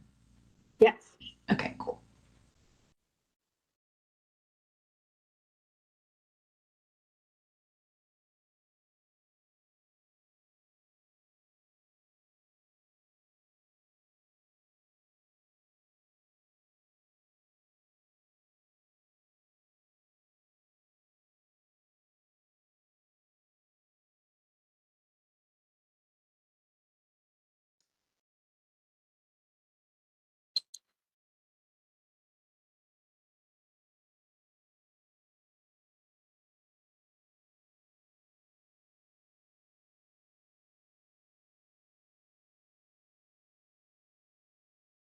I know it was due this morning, but can we go over the lecture 12 quiz so I can get more practice for that?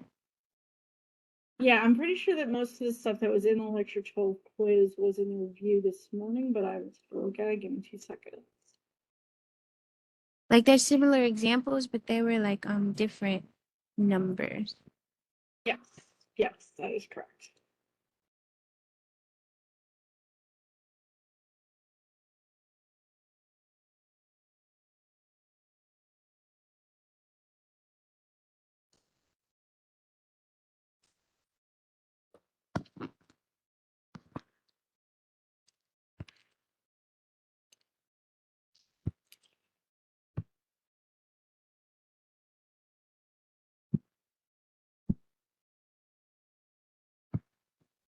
Okay. So there was the topic question, and of course we were talking about none of those today. Question 2, a piston with a volume of 1.0 meters cubed at 100 kilopascals to a final volume 0.5 centimeters cubed. What's the final pressure? Mm-hmm. So this is a volume, this is a pressure, this is a volume. So we have our equation V1 P1 over T1 N1 is equal to V2 P2 over T2 N2. Now, since the only things that have changed are V and P, T and N are constant, they drop out. I was using the V1 P1 equals V2 P2. If I'm looking for P2, that gives me V1 P1 over V2 as the equation I need to plug that into. Now, there's one complicating factor here, and that's that these units are not the same. So this is in centimeters cubed, this is in meters cubed. Right. I remember you converted the meters cubed to centimeters cubed. I do remember you doing that. So that's 1.0 times 10 to the 6th centimeters cubed. So that means that when I plug this in, my V1 is that 1 times 10 to the 6 centimeters cubed divided by the 0.5 centimeters cubed times that initial pressure, which is 100 kilopascals. And that gives me my answer for that.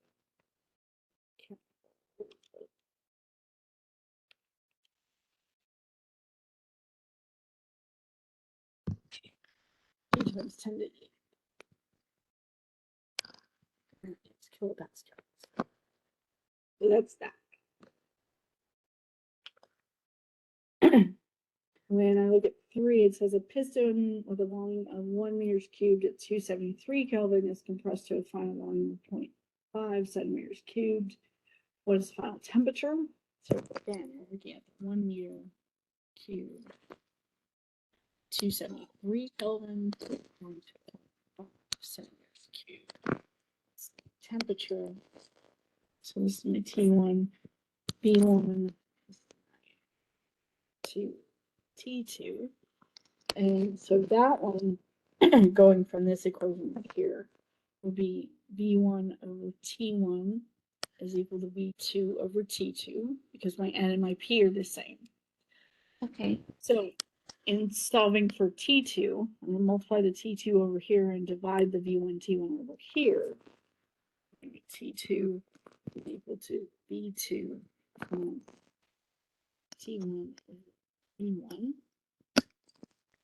So my V2 again is that 0.5 centimeters cubed. My V1 is the 1.9 times 10 to the 6 centimeters cubed because that's the same value, so it's the same proportion. And then my T1 is that 273 Kelvin.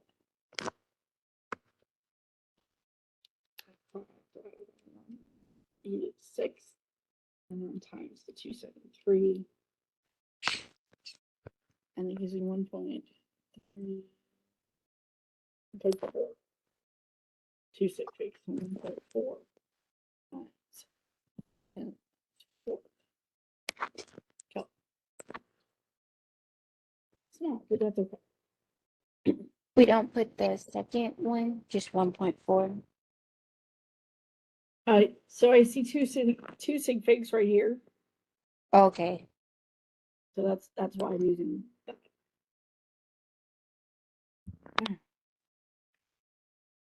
Tire that's 2 liters, an initial pressure of 2 atm.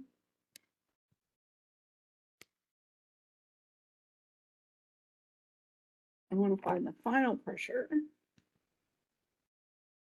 And the temperature goes from 0 degrees C to 100 degrees C.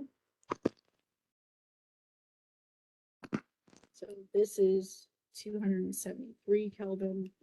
This is 373 Kelvin because I've got to convert it to Kelvin to be able to work with that. Now, I know that I have pressures and temperatures, and there's a volume that's listed, but that volume hasn't changed. And it's a tire, so it's a fixed volume. There's it really can't change the volume that's in it. So P1 over T1 over T1 over T1 is equal to P2 over T2. And so if I want to look for P2, that's equal to P1 over T1 times 2. And my P1 is 2 atmospheres. My T2 is 373 Kelvin, and my T1 is 273 Kelvin.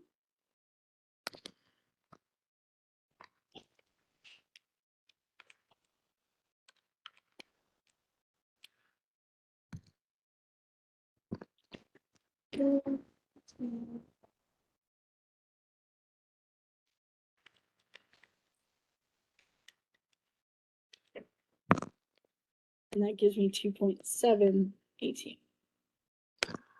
Okay. And all it asked for, choose the equation, which is that P1 over T1 equals P2 over T2. So that's what they were looking for. Because actually, all it asked for, I saw the same number, so I just solved for the value.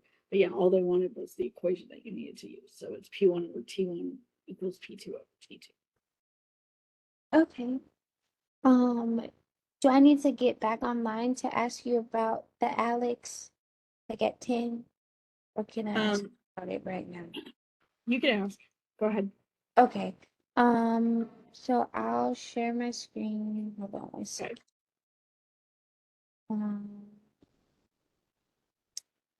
Let me pull the Alex back up. While you do that, I'm going to go to the restroom. Right. Okay.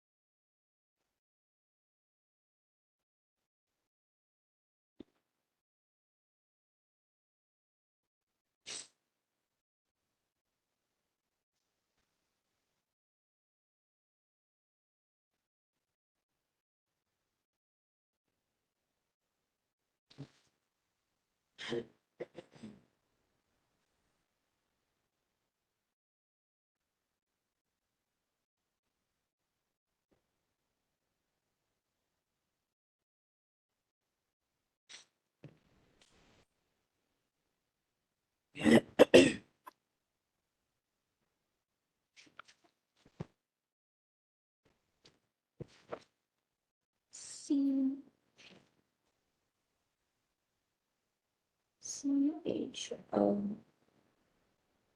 minus 2. Carbon is 1, 2, 4.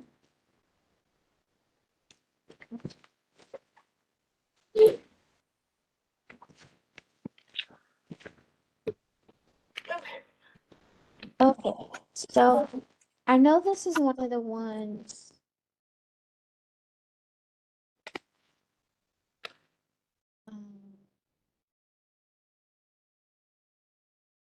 where we talked about what's that word with the R? We have the extra one. So, Oh, resonance. yes, I couldn't remember the word. I know it started with an R. Okay, Yeah. so I took my carbon, and I know that carbon is 4 valence electrons, and then I have my hydrogen, which is just 1. Yep. And then I have 2 oxygens, and oxygen is 6 times 2, which would give me 12. Yep. So then I would have 6, 4, 11. Yeah, 6, 4, 10, 11. Yes. Okay. So I have 11. And then, so I have my C. Took me a while to Wait, figure this out too. but you have 2 oxygens. So that's so I get 12 from that, Uh-huh. 4 from the carbon, 1 from the hydrogen. So that gives me 17, plus it's a negative charge, so that's 18. I don't know where my math is at. 12, 4, 5 is 17. 17, and then the negative 1. Okay, 18. Yes. Okay. So then I have it took me a while to figure this out too. So, C, Mm-hmm. 1, 2, 3. And then I have 1, that's my oxygen. And I have my H. And then I have my, I have my H. But I remember you said that hydrogen can only occupy 2. So I would just leave these 2 bonds here, right? Well, okay, again, there's only 1 hydrogen and 2 oxygens. Oh, crap. Oxygen. Okay. Yes. So now So it's yes, 6 of correct. You're, these. 1, yeah. 2, 3. 1, 2, 3. So 18 minus 12 would leave me with 6. And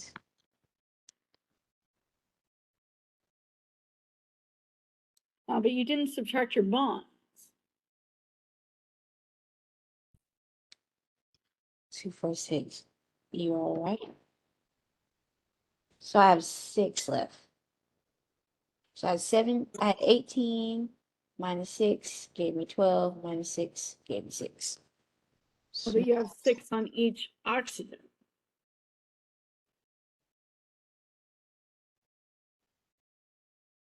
one more time. You have 6 on each oxygen, so that takes up the rest of those electrons.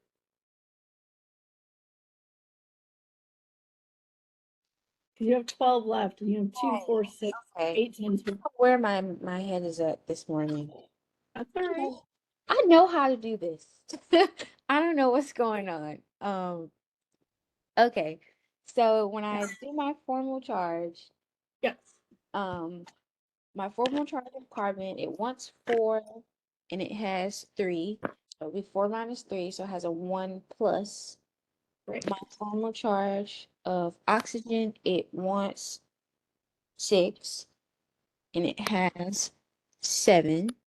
So this is also this is a 1 minus. And Right. then my hydrogen wants 1 and it has 1, so that's 0. So my hydrogens are good. Yes. So I told myself, I said, okay, I will take away one of these. Yes. It won't let me do it. It erases the whole thing. Okay. Okay. That's annoying, but I'll take away one of these and then I'll put a bond here. correct. And now I have O1, my O2, my hydrogen, and my carbon. So now my formal charge of carbon is 1, 2, 3, 4. Yes. So now it's good. My Yes. formal charge of my first oxygen is 1, 2, 3, 4, 5, 6. So that one's good. And I know that we have that 1 minus on the outside, so I would Right. just do this right here, right?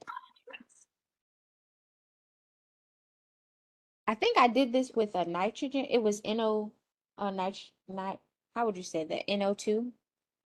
Okay. I think I had that one. I don't know where I went wrong, but But you didn't put in your resonance structures. yes, that's what it was saying. And I was like, I don't know where it goes. Well, okay. So remember, we talked about the fact that those two oxygens are now different.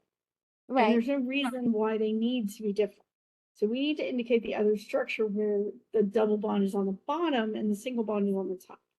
So we use that double-headed arrow that's next to the pointer. Yep, put that on there. Does it Just matter? put it to the right of the structure.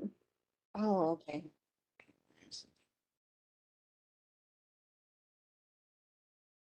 Yeah, like that. And then you're going to draw a completely new structure, which looks almost exactly the same.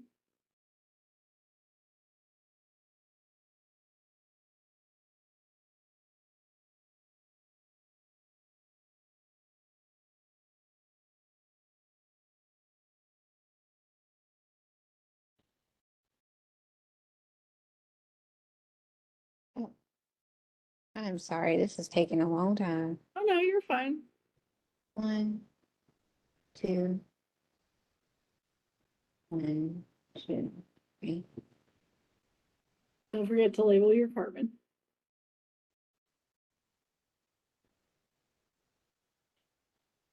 Yeah, the reason that this structure needs to be different than the other one is because we need to show the lower oxygen having a double bond rather than the top one. So you need to move the second bond from the top oxygen to the bottom oxygen, and then move one of those electron pairs from the bottom oxygen to the top.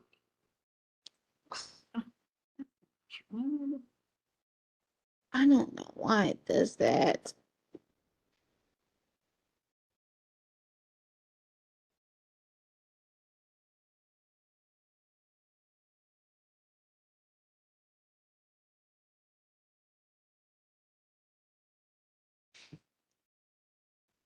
Okay.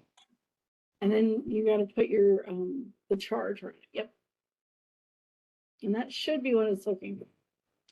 So it just needs to show that this can be drawn a second way, basically. Correct. That's the resonance, yes.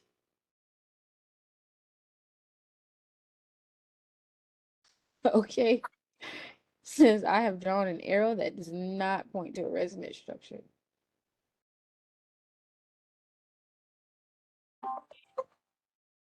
Maybe if I move We're this. just, oh no, I mean you moved it. No, I don't think that's what it's complaining about. I mean, it may not like where you put it, but that doesn't.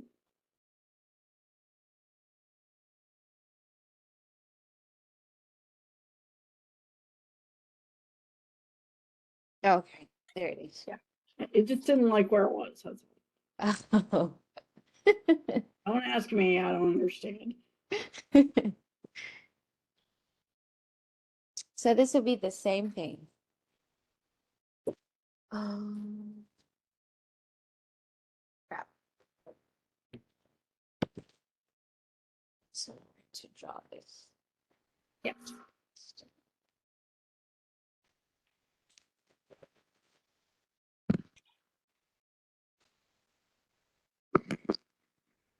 Um, so I have sulfur. No, that's not sulfur. That's SN and Yeah. fluorine. That's It's SN, SN, SN. Okay. It has 4 electrons. correct. 4 times 1 is 4. I have 6 fluorine. Yeah. And that has a charge of 7. So 7 times 6 is 42. Yes. 42 and 4. Oh no, plus 2. Yes, it is a 2 minus. Plus 2, so I have 44. I'm sorry, 46. 42. Wait a minute, that's not right. 42 and 4 is 46. Plus 2 is 48. Yes. Okay. So my 10 goes here. Yes. 1, 2, 3, 4,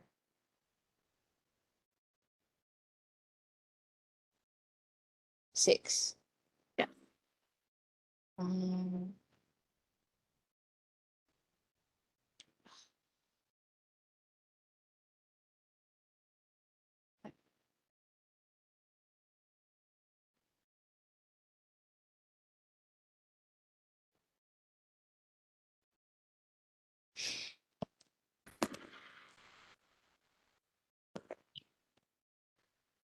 so that's 2, 4, 6, 8.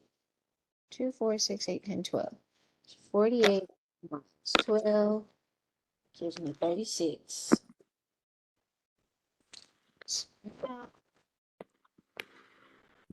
I have 6, and I'm gonna put 6 on each, so that takes away the 36.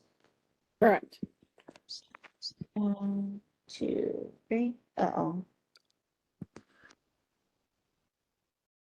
2, 3, 2.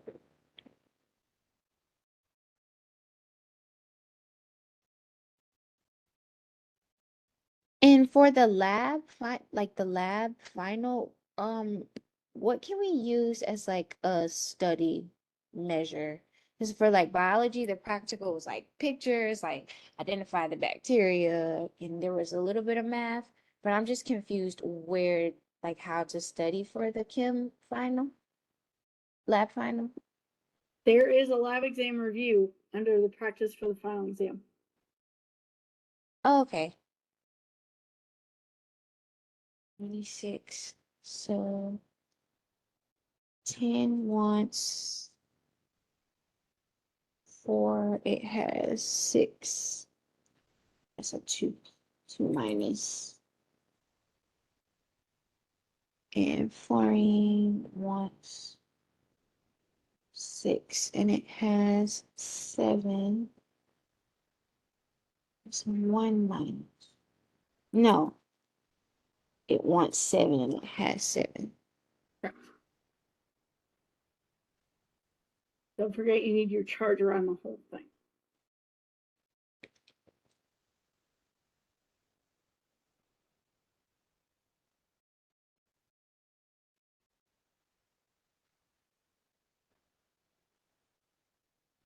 Okay, so to fix my 10s,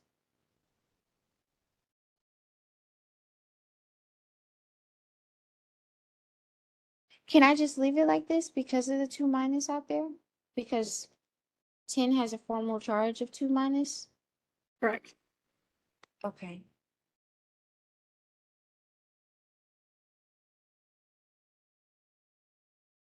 Oh, okay. And then I did see your email about the virtual lab, about my measurements being incorrect.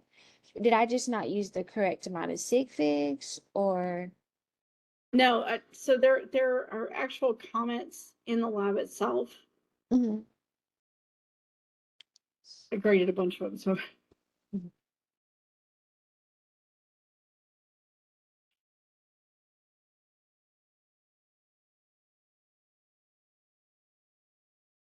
Comments?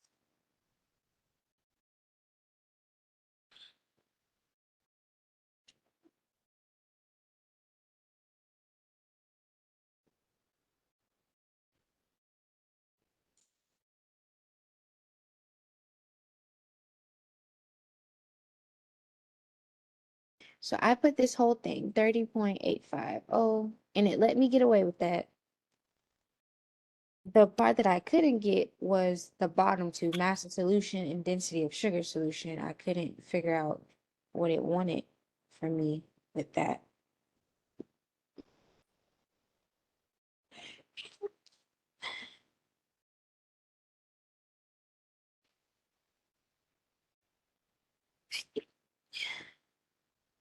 To touch the hands.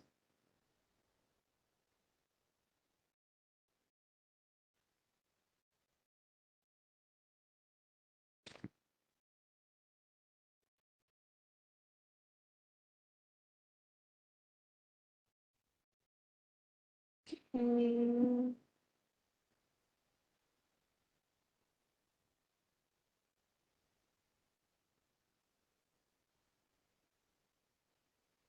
So then I just would put 10 here, and Yes. it likes that answer. And then it wanted me to toss this. And then 49, 6.650. Okay, it liked all these answers. And I thought that I would just do 49, 6.650 minus 10. And I put that there and didn't like that. And I was like, maybe it's 49.650 minus the mass of the flask. It didn't like that either. No, but that is what it is. As long as it was tiered when you put the thing on it. Mm-hmm. I tiered it. So 38.50 minus, I'm sorry, 49.650 minus 30.850. 18.8. Oh, yeah. But it needs more sig figs because you have 3 decimal point places. So you need 3 decimal places. So one more. Yes. Oh my goodness. Okay. I could not figure that out for the life for the life of me. I'm like, what does it want? That's all I have. When you're doing subtraction, your sig figs are based on how far past the decimal place you are. Oh, sorry, just a second. Give me a second. I have to go set this delivery.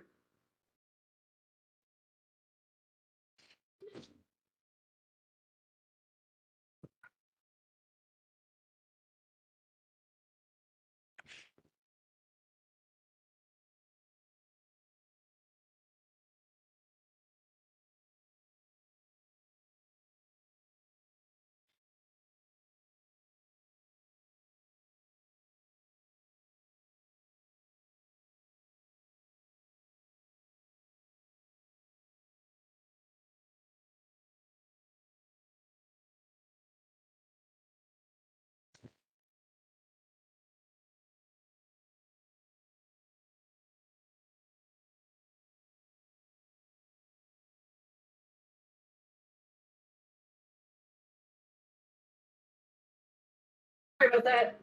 No problem. No problem. Yeah, so since you're 3 places past the decimal point for both of those numbers, your answer has to have the same numbers of decimal places. Okay. Okay. So for the density of the sugar solution, it wants the 18 divided by the 10? Or does it Correct. want the okay.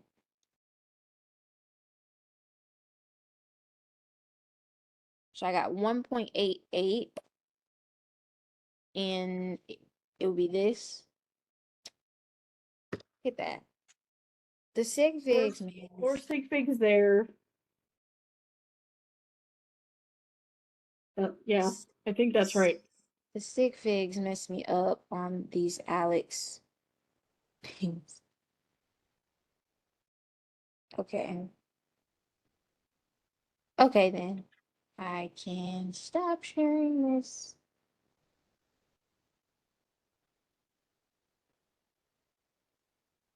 All right.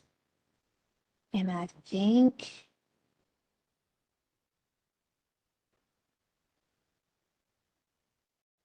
I should be good from there now that I know how many sig figs it wants, but A big pain in the neck, yes.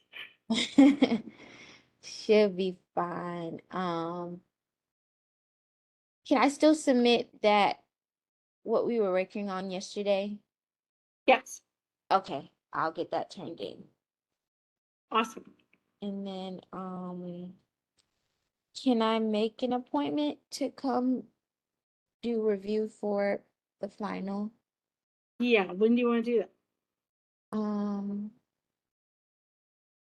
my work hours are 2:30 to 7, Monday through Thursday, and then 2:30, I'm sorry, 2:30, yeah, 2:30 to 5 on Friday. So I want to start getting some lab practicing. Okay, what day are you looking to do that? Do you want to do that tomorrow, sometime next week? We can do tomorrow. Okay. Do I need So to my come? my official office hours are 12 to 2, but we could meet before that if that'll work for you. Okay, I can come at 12. 970 building, right? Yeah. Okay, I will come tomorrow at 12. Okay, awesome. Okay, thank you. Thank you. You're welcome.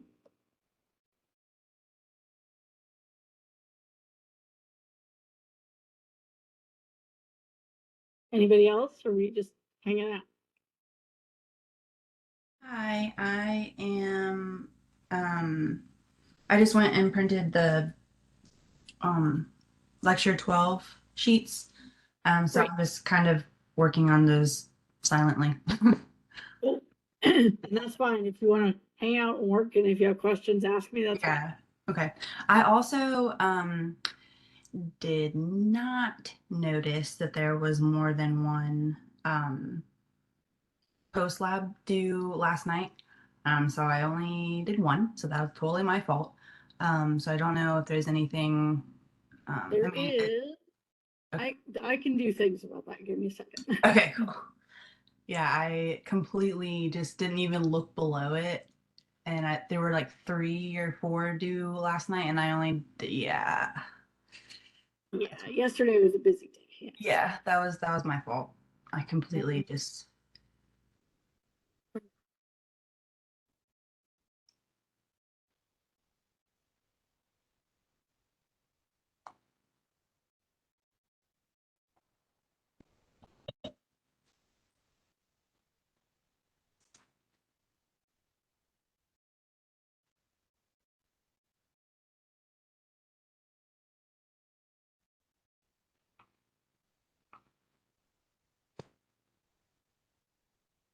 How many places does one person have to click to get all the information they need to do this?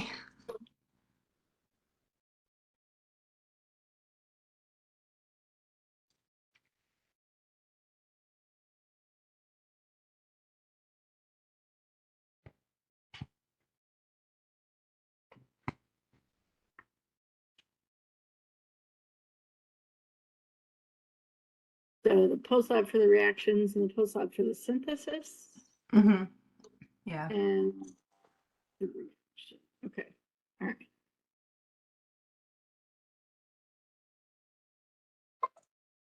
I know there's one due today as well. Yes, that is correct. Okay. That is going to be my day after I finish these. Hooray! Yeah.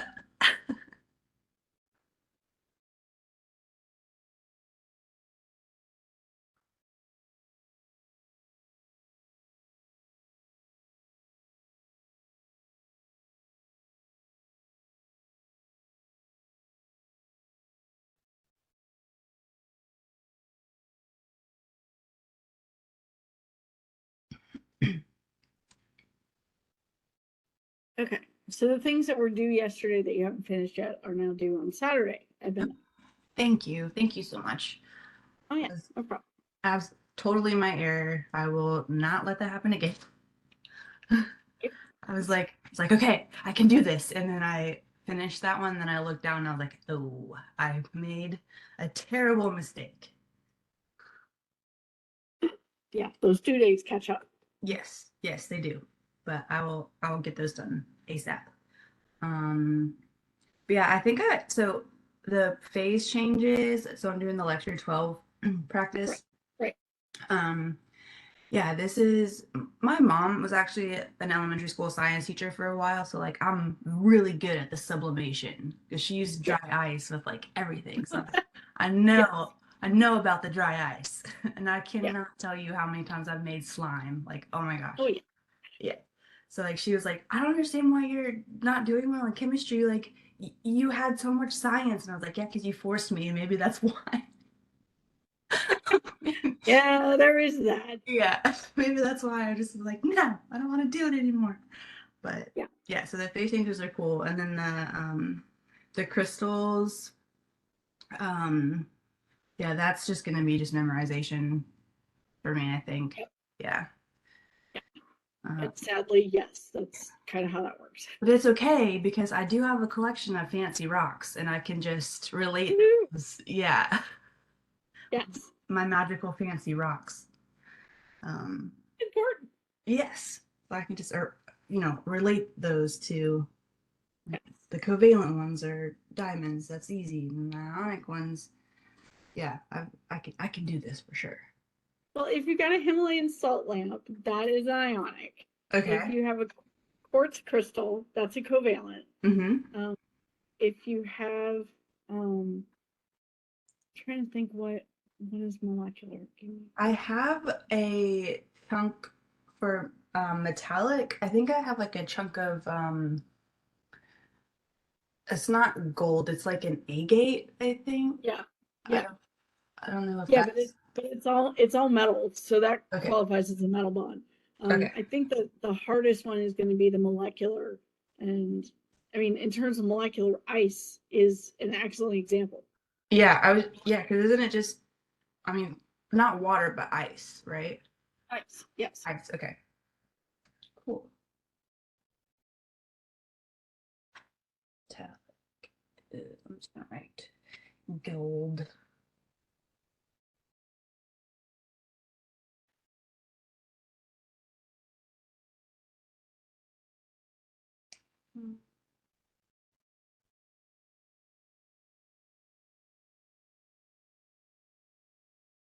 What would be an example of deposition, a gas to a solid?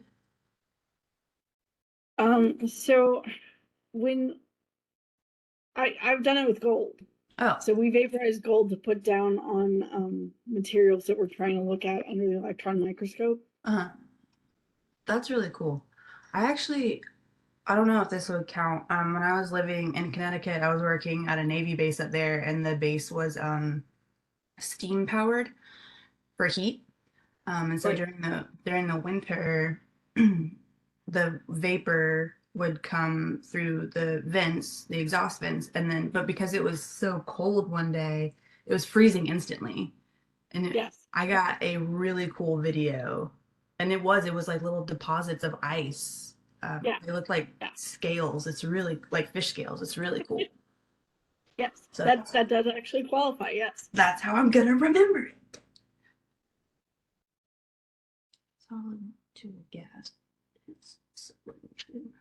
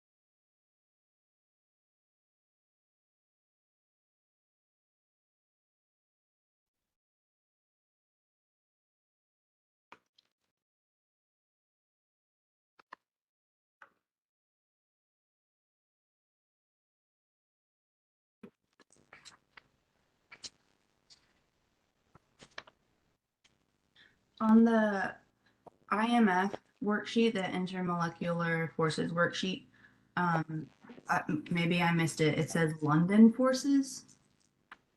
Oh, it's on there. It's London or Vander. Okay, that's what I figured. I was like, that's a funky name, so it's probably gonna be that other funky name. Yeah, there used to be like 5 different things, but now like um, Okay. So it's just the Vanderwalls. right. And walls. Oh, so this chart is basically what we did in lecture today. Okay. Just check them off.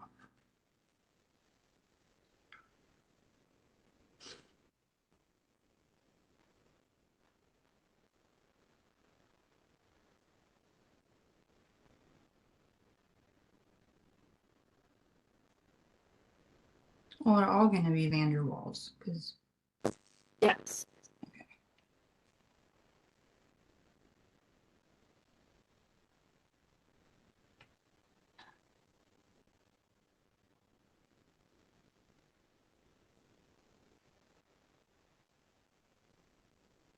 so for each of these, do I need to draw them out to determine the dipole forces? Like, do I need to draw them? I mean, you can do that. That's okay. Most people need to go out and see if it has it.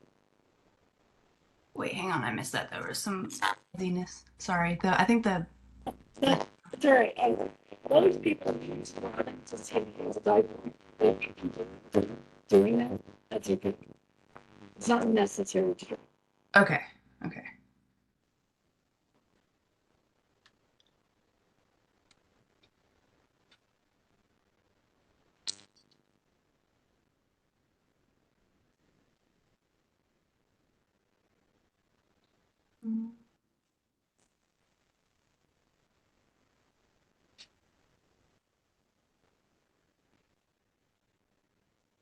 Oh, I forgot to take the quiz.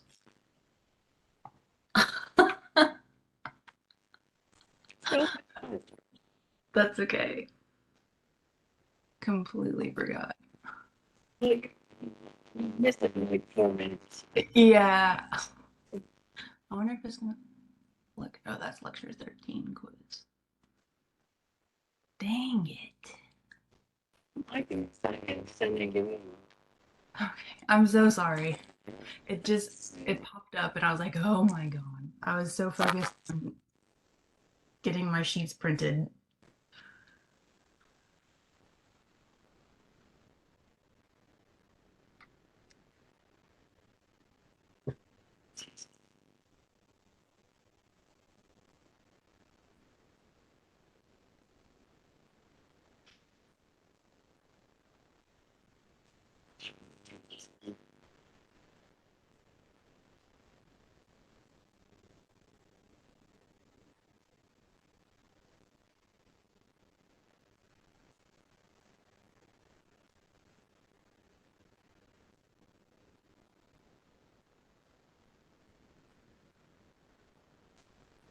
I send it to you.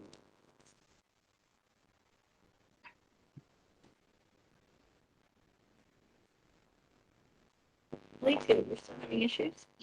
Oh, Yes. I'm sorry. The volume is kind of muffled for some reason. It's that first that initial beret volume. It is literally like 1.7 because you read it from the bottom down, from the top down. And I know it's 1.7, but it's still telling me that it's wrong. Hold on, let me leave and come back because my volume sounds really weird. Okay.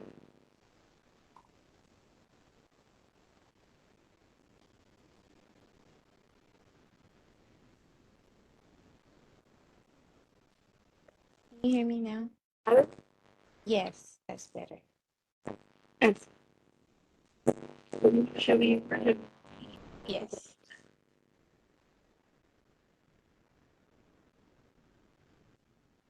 I'm gonna leave and take the quiz really quick and then I'll be back.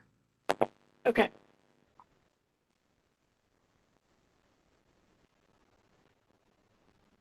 Okay. Share my screen. Share. Okay. This is one 1, 2, 3, 4, 5, 6, 7. Right there, it's right there, 1.7. No, so you read, so it's 0, then 0.1, and then 0.2, and then 0.3 is what that says. Oh, I cannot hear you. I don't know what's going on. You're upside down, and then it starts at 0, and reads, as you go down, it goes up. It's like volume, but it's like I can't explain. It's like muffled, like a bad phone connection or something. I don't know what's going on. Do I need to restart my computer or something? I don't think it's your mic. I think it's just WebEx. Well, that's weird. Because Emily was hearing you fine. I don't know. Okay. Let me try leaving one more time.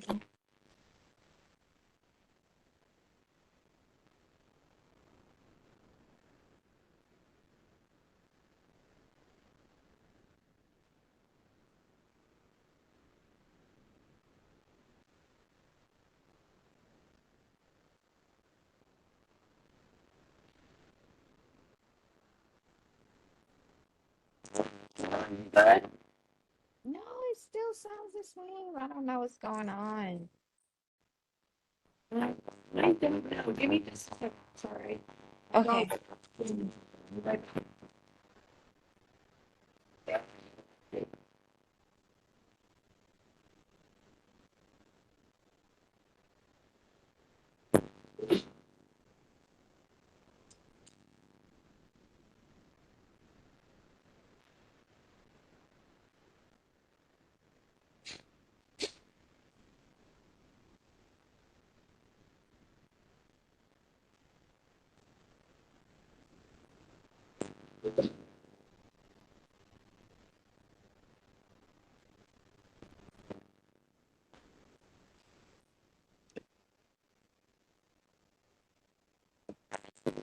You hear me?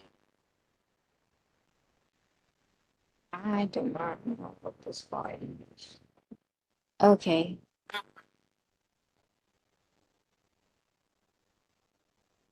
So what were you saying? You said turn it upside down? Like,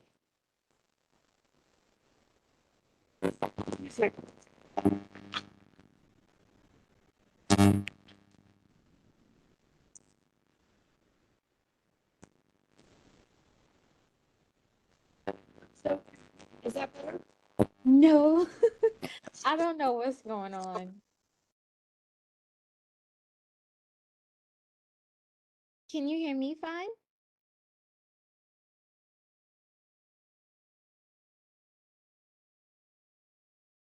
Oh, now I can't hear you at all. You hear this? One more time? Is that any better? Yes, that is perfect. I don't know what was going on. Okay.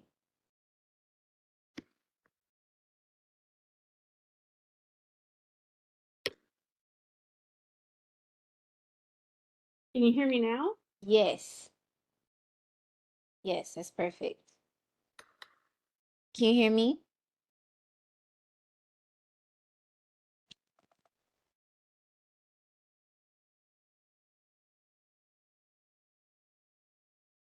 Okay. Can you hear me now? Yes. Is that better? Yes. Can you hear me? Yes. Now I can hear Okay. you. Yeah, I heard you the first time. It got better, and then I was saying yes, but then you couldn't hear me. I couldn't hear you. Okay. So show me the image again of the burette, and I'll talk to you about. Okay. Here it is. Oh, it's not it. I left and I was like, oh, I can do this. And I was like, oh, no, I can't. So what you're looking at, if you look at that, the 0 is at the top. Mm-hmm. The 1 is down below that. So the way that you read that, it's down below the 0.1. It's down below the 0.2. The meniscus looks like it's at 0.3.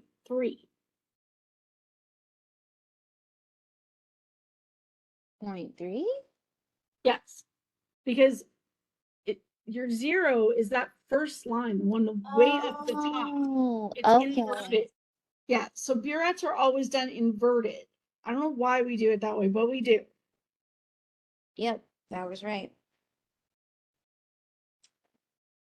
And that's This why we is make you do the buret one, because you need to know that they're upside down. That is okay. Open the stock. Blah blah blah. I've gotten some really good progress on the Alex too. I don't know if you saw that, but I was up like all night doing We don't- all night is bad, but that. I would say all night. I would say maybe like yesterday I was up like 1 last night. And then the night before I was up to like I'm not sure. I was probably like doing something else. So then if this one's here, that means it's at 22.6.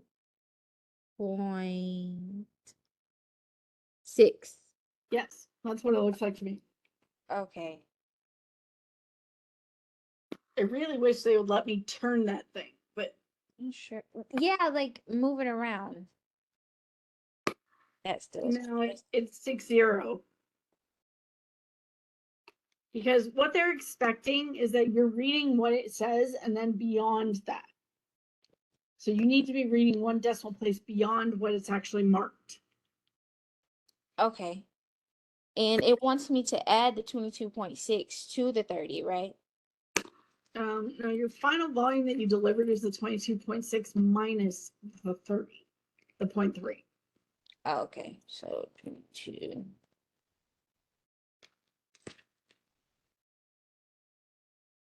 Okay.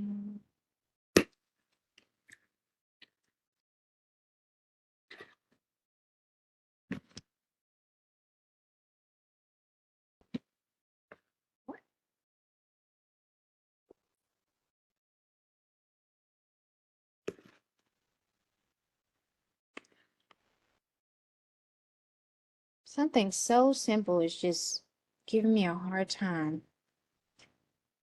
I'd love to tell you that the lab is actually easier, but it's not, because working that stopcock is a pain. It's We very had picky. at the lab I was working at called Vicor, and the amount of times that I got water all over the floor. Yeah, and I laugh because I've done it so many The times. amount of times I have gotten water all over the floor, and they're like, "You just need to stop making the ethanol." I'm like, "But I like doing it." And they're like, "But you keep making a mess." That thing just has a mind of its own. Yeah.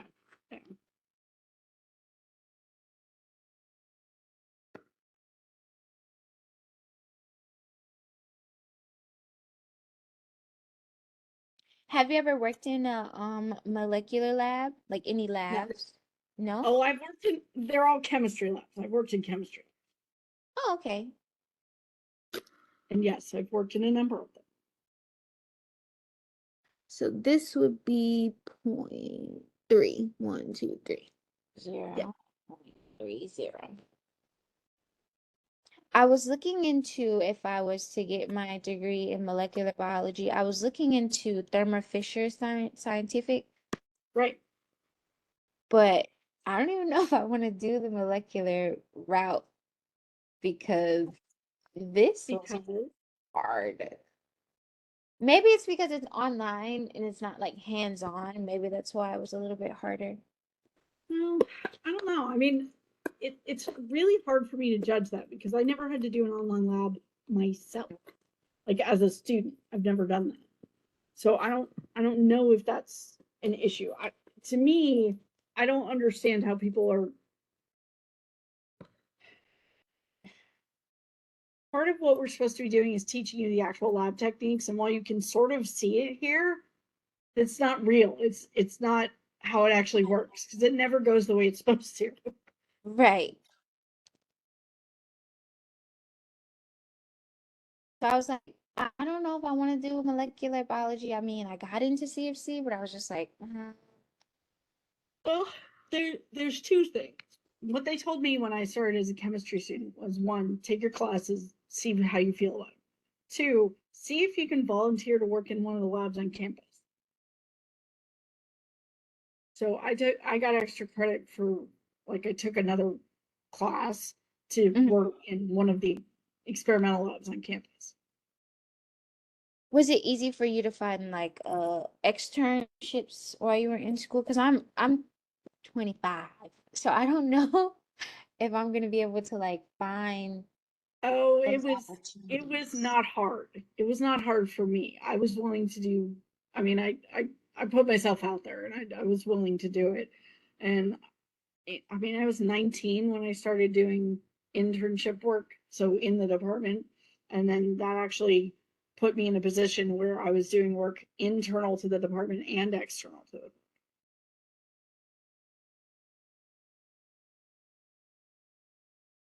But that's because I was, all the people around me were like, hey, they're looking for somebody over here. Okay. Let me go try that. I don't. Okay, that would give me a negative number, so it's not that. So I would do 114.991 minus the 70.6.3. Correct. Okay. But I don't know. I'm kind of like discouraged because I waited so long well, I didn't wait too long. I wasn't sure exactly what I wanted to do because I was a nursing major and I thought that I wanted to do that. And then when COVID came, it just Yeah. me a different side of like the medical field that I just was not prepared for. Like I'm an empath and the amount of things that I saw, I was like, oh my God, I cannot. I am I It was a cannot. lot. Yeah. Us. It was definitely a lot. Did you teach during COVID? What was I teaching? Towards the end of it, during lockdowns, yes, I was still doing labs when we were all online. Yeah. Hmm. I was not a full-time professor at the beginning. I actually didn't get hired on full-time until last May. Oh, okay. But that's because I had another job that I was working most of that time. It was it was a lot different back then. It wasn't I think they definitely had the Connect, McGraw Hill Connect thingy. They definitely had that. I need 4 sig figs for this. 1.856. No. I did 44.368 divided by 23.9, or should have been divided by 30.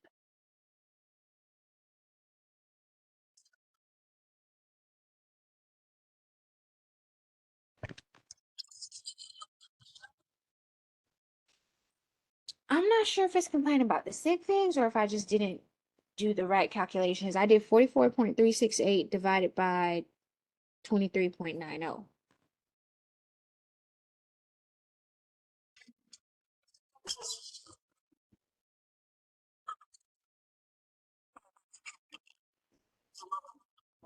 Okay. The answer only gives me 2 sig figs, so I hope this is okay. It likes it. Okay. This this doesn't like anything.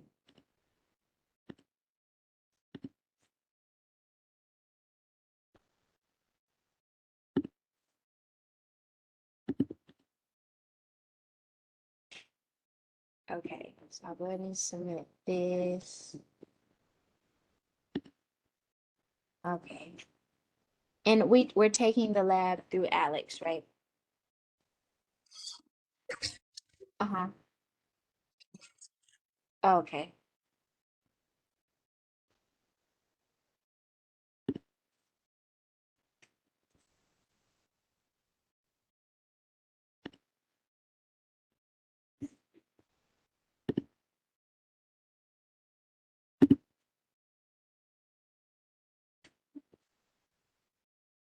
Okay.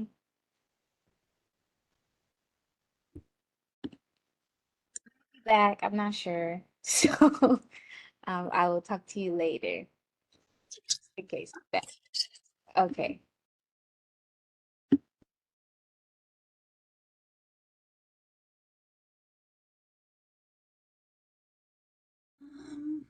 No, I'm going back to the IMF sheet, so I think I'm just working on that.